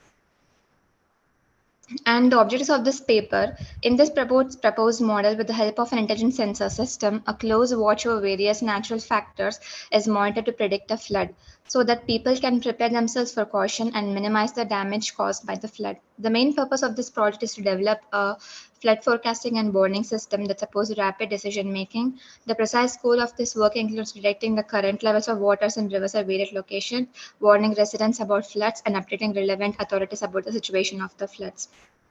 And next is the proposed system. In this proposed system, we are using the Raspberry Pi, which is the microcontroller, and it collects all the data from the sensors and it effectively manages it. It helps in the real-time monitoring of symptoms of flood. Many types of sensors are used in the system, such as ultrasonic, temperature, humidity sensor, which is most important. And if the value obtained is more than the fixed threshold value, then the LED and the buzzer will turn on, which signifies that there is a high chance of flood occurring. And even the people who are staying nearby the flood-prone areas can hear the buzzer and or can hear the LED light turn on, and they can effectively be cautioned about these situations. The values obtained are uploaded to the local server of Raspberry Pi using the MSQL database. Sending messages to people about the flood is done using Web API. Here we use Web API to send effective messages to the clients. And the next slide will be continued by my colleague Nandini. So the next slide is components required. So here the main microcontroller used here is the Raspberry Pi.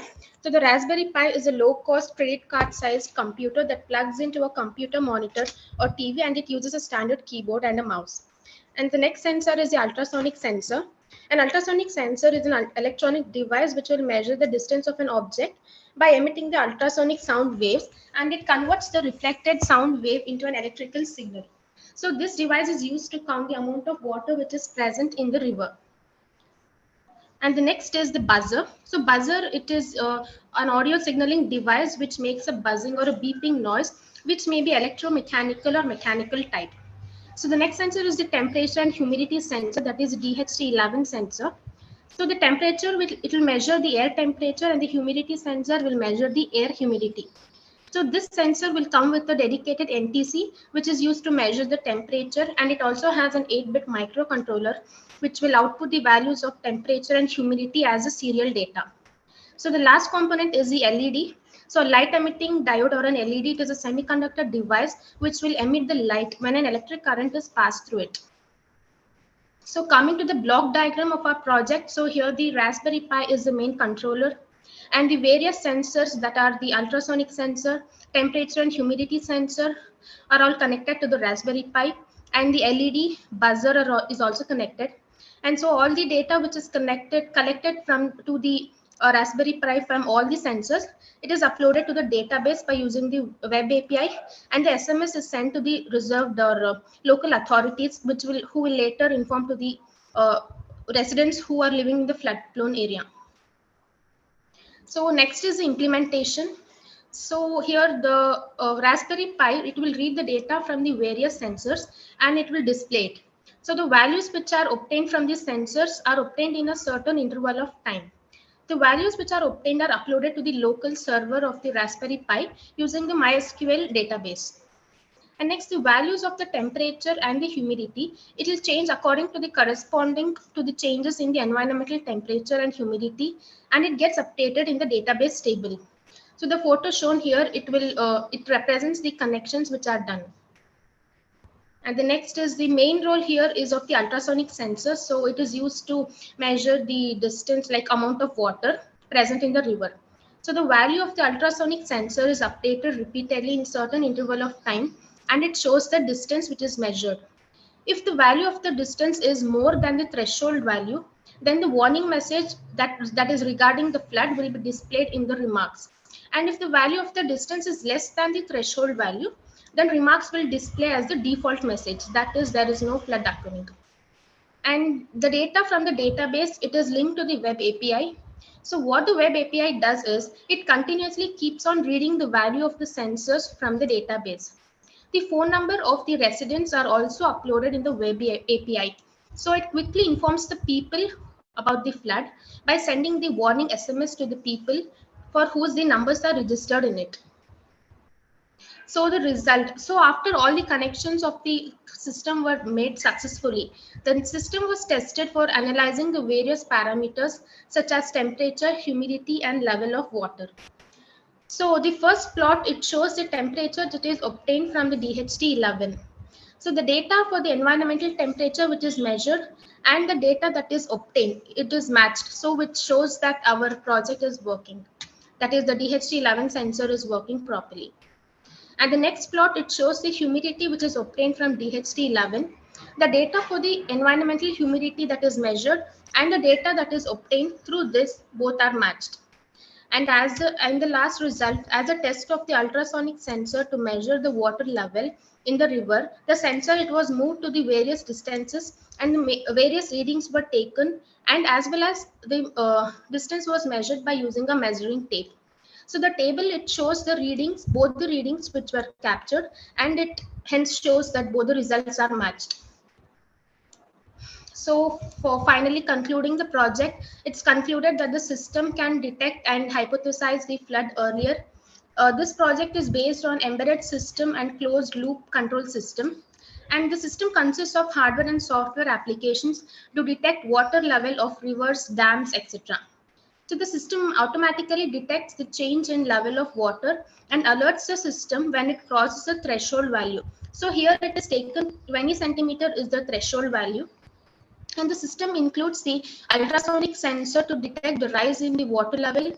And if the distance between the water and the sensor is more than 20 centimeter, DHT11, the measured ultrasonic sensor's length, it will be measured as about the 20 centimeter, and an alert message will be sent. So the DHT11 sensors the measure and the humidity, which will help to analyze the environmental factor for flooding. So if the water level crosses the threshold value, then the Raspberry Pi turns the buzzer on and the LED is also turned on, so which symbolizes that the warning is occurred for an early flood. And these are the references which we have referred for our project. And thank you. Very nice presentation, ma'am. Can you talk about how do you plan to implement it, or the results that you've shown, was it in the clinical scenario, or was it done on real time in a field, on field, or were the results only done in a laboratory only?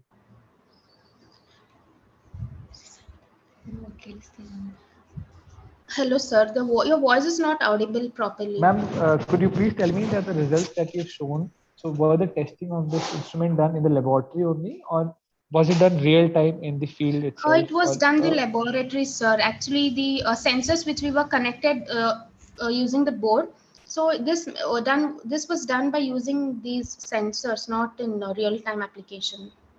We have taken the laboratory values.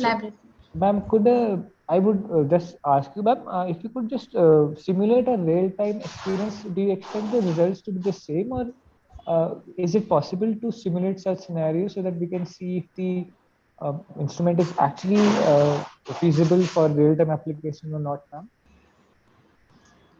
So we have tested this based on the real-time scenarios, but in different situations, the scenarios and values may differ. So based on that, we can update or even add some of the features to this. So we can be effectively, in real time, we can effectively monitor the flood. It's just a precautionary measures. All right, ma'am. And ma'am, how much time do we think that you need to take so that this thing is perfected and it can be then told to be implemented by the government and other agencies, ma'am? So maximum we can 1 week. 1 week, sir. 1 week. And have you patented this technology, or it's just have you tried to patent this? No, sir, not yet. We haven't. Have you used something that is unique to address the problem of floods? Sir, your voice is very low. No, sir. We are not I able would to- like to suggest, ma'am, if you're using something that is unique and that has not been done, try to patent this invention of yours. It leads to a lot of value, ma'am. If possible, if it is something that is really unique and it's not been done beforehand also, so you should try to patent this invention of yours before anybody else tries to patent it. Okay, That sir. gives you exclusive rights of the invention. Okay, Okay, sir. sir. We will discuss about the procedures and all those things for Yes, patenting, and we'll it's surely. more important. If it is unique, then you should first apply for a patent so that your idea remains yours, and the credibility of this idea will always be given to you.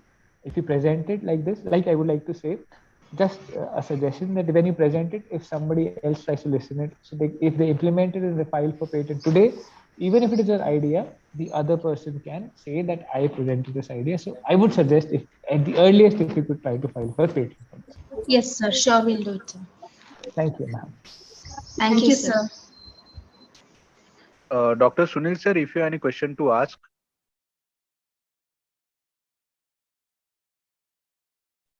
Yes, sir. Actually, she has given a very good presentation.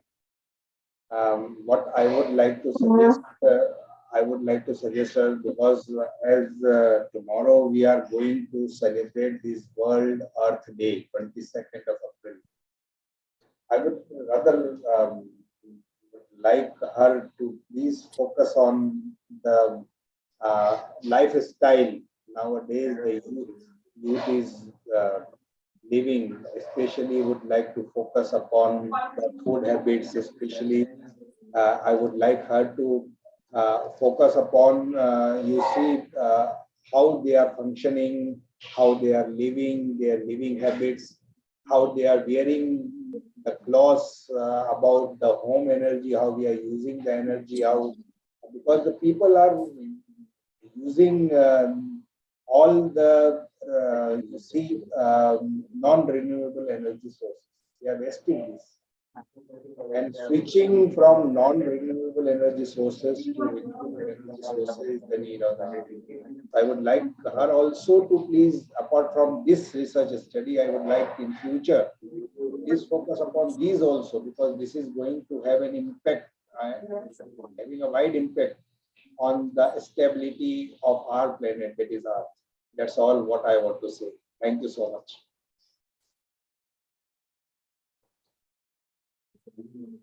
Well, thank you so much, sir. Now, moving toward our next presentation.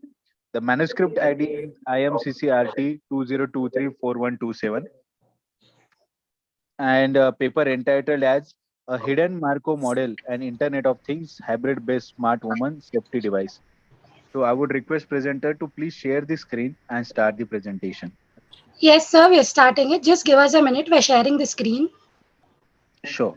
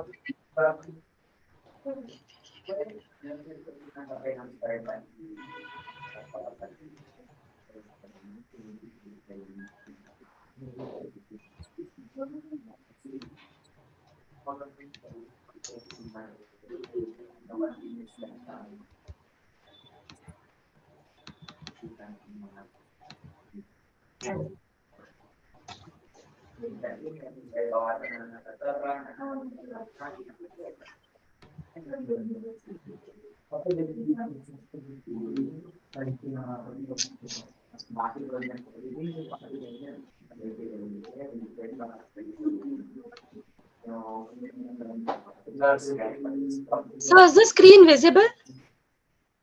Yes, it is visible, ma'am. You can see the presentation, right? Yes. Okay, so very good afternoon.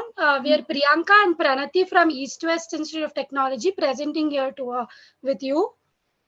So our topic is a hidden Markov model and IoT hybrid based smart woman safety device. And our guide and the main author of this paper is Dr. Suresh MB sir, our HOD and professor of our department.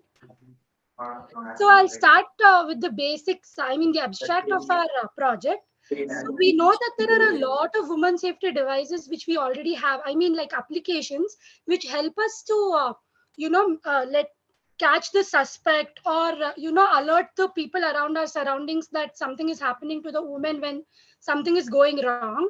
But most of the devices whichever we are using or applications require some sort of human interaction from that user or the victim, whoever is going through it. So it's a very basic thing that this victim might not be able to interact with the device or the application at such moments of emergency. So we are proposing a hidden Markov model based IoT system. It's a wearable device using which we can catch suspects or alert the users or help women during their emergency situations. So I'll start by telling you what actually the what a hidden Markov model means. So a hidden Markov model follows a Markov process. So in this, what happens is we consider X states which are unobservable. We cannot make decisions based on such X states. But then again, we classify some more states as Y states which are observable and which we can deduce results using these Y states. So now what we do is we use X states and Y states. Based on the Y states, we even determine X states. So this is just the basic. I'll explain how we are using this in our project. So I'll just go into it now. Now, in our device, we are using some sensors, which I'll elaborate in the further slides when I'm explaining components. So based on these sensors, these sensors are considered as Y states in the hidden Markov model. So using these sensors, we can track the movement and other such feelings of the person, whoever is, I mean, the victim who is wearing that device. The feelings and their movement and all of that is considered as Y states. So we'll go further deeper into this in the further slides. So I let Pranati continue with the next topic. Good afternoon, one and all. Now I'm going to discuss about the related work which we have considered for our presentation. Yes, firstly, we have a women safety device which is basically designed out of IoT and machine learning. This device is primarily focusing on the body temperature and heartbeat. Like it varies from person to person. It even changes when there is a slightest inconvenience with the person, right? Whenever a person is running or doing any activity in a faster pace, it will just vary it in a different manner. So at that moment the alarm will be generated. Because of this, the emergency situation will be determined in a very later situation, which is not that accurate. Next, we have considered one more paper, which is not a physical device, but it is a online platform which can create awareness among women of the country. Here we have a research paper which is involving promotion of and awareness of women safety, and safety of women is endorsed with the help of social media platforms like Facebook, Instagram, and Twitter. Moving forward, we have objectives of the paper. In the consideration, women population is facing a lot of discrimination because of the inconveniences created by men these days, which has to be like eradicated with the models which we have. We are utilizing hidden Markov model, which is basically done with the help of a doubly stochastic Bayesian network. This will be implemented with the help of an IoT platform, which will manage large number of sensors and develops a pre-shock and aftershock system. Now Priyanka will be continuing the system. So let's move to the proposed system. So in brief, our proposed system has 3 modules. So the first module, like I explained earlier, are sensors. We can take sensors like a heartbeat sensor, which will cover ECG, EEG, and such things. Then an SpO2 sensor, which will calculate our blood saturation level. We can have a body temperature sensor. And we can also have other sensors like anything related to heartbeat or body temperature, or anything which can monitor a person's feelings based on biological data. So next, the second module is a tracker, I mean to say the unobservable state, that is sensors, based on these sensors results, we can track the movement of both the potential victim and the suspect. Okay, so the person who's wearing the device is immediately sending their location using GPS or something like that. So immediately the location is tracked. So this, by movement, I mean this. So we can see the live location of that person, and it's understood that the victim, I mean the suspect, is also moving along with the victim. So we can also track the movement of the suspects. Okay, and the third module is a face and speech recognition module. That is, we're bound, suppose we're in an emergency situation, we're bound to be nervous and our words don't come out clearly. So the person, whoever is on the other end, in case we're supplying some kind of live streaming, the person who's watching it cannot understand what we're trying to speak when I'm the victim, I mean to say. So what we do is we use face and speech recognition modules, and we have an algorithm called neurofuzzy algorithm. Using this, we map our speech and map our facial expressions. We use deep sensing algorithms along with this. So these are the three modules. Now, based on this, we make a decision. So the HMM and IoT decision module are mapped. That means the observable and unobservable states are mapped. And then we use the IoT connections to show the result, I mean output the result.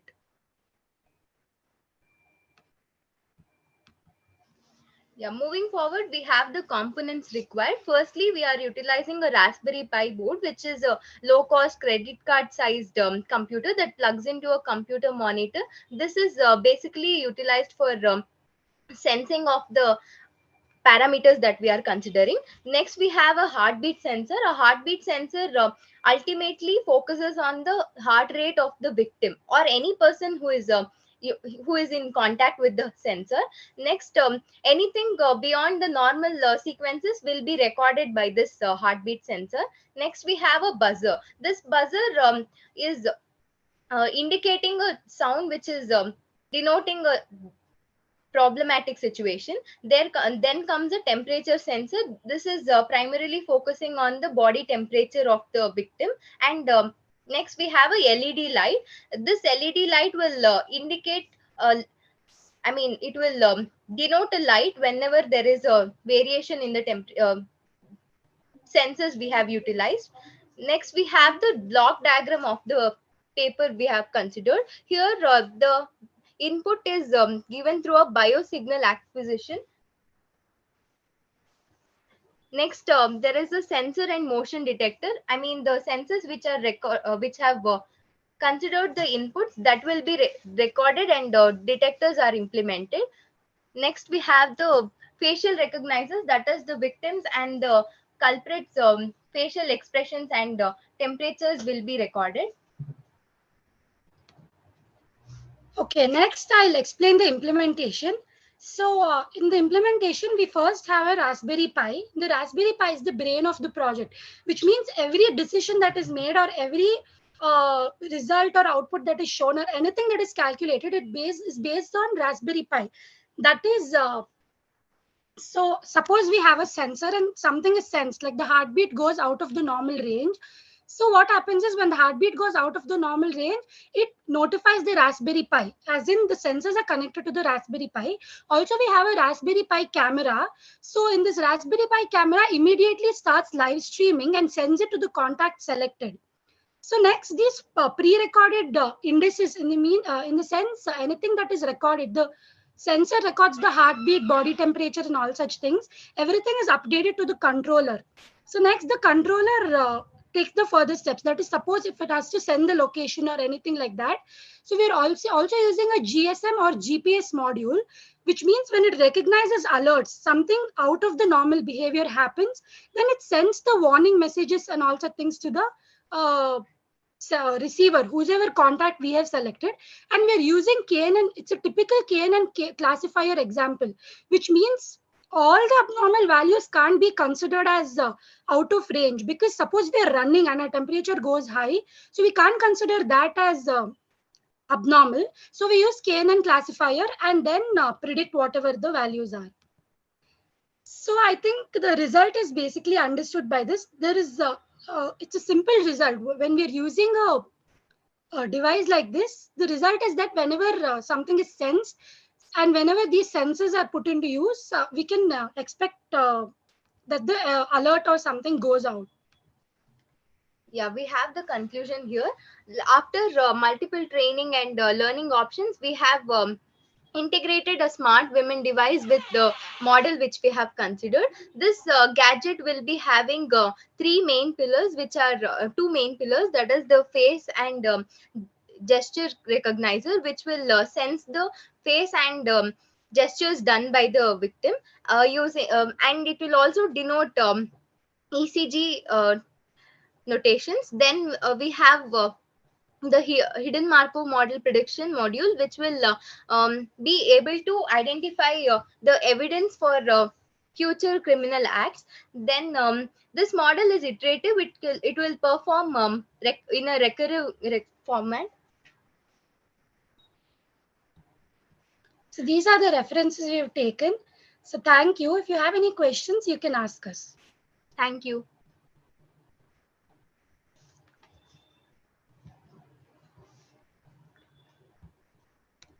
Dr. Sahil sir, if you have any question, please do ask.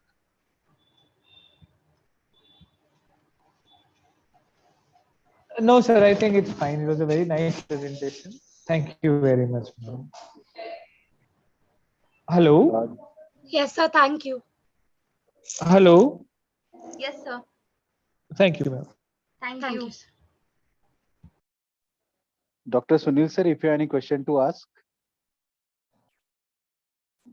Yes, sir. It is a nice presentation, especially as far as this artificial intelligence is concerned.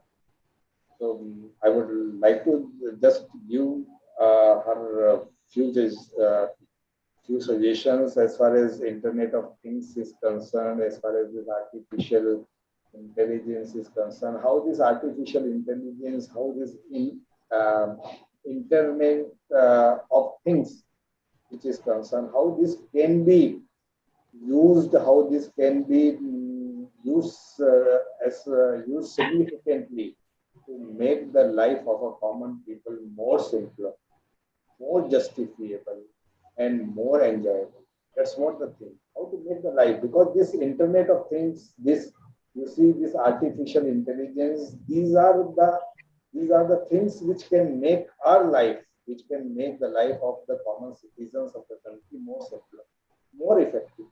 So our research should focus on that more, so that because the research is for the common people, research is for making the life of a common people more significant in the development of the country, in the progress of the country. That's what I would like to say. So please focus on these outcomes, how these things can be, how our research can be helpful in that manner. Yes, sir. Thank you. Thank you so much, sir. Thank you, sir.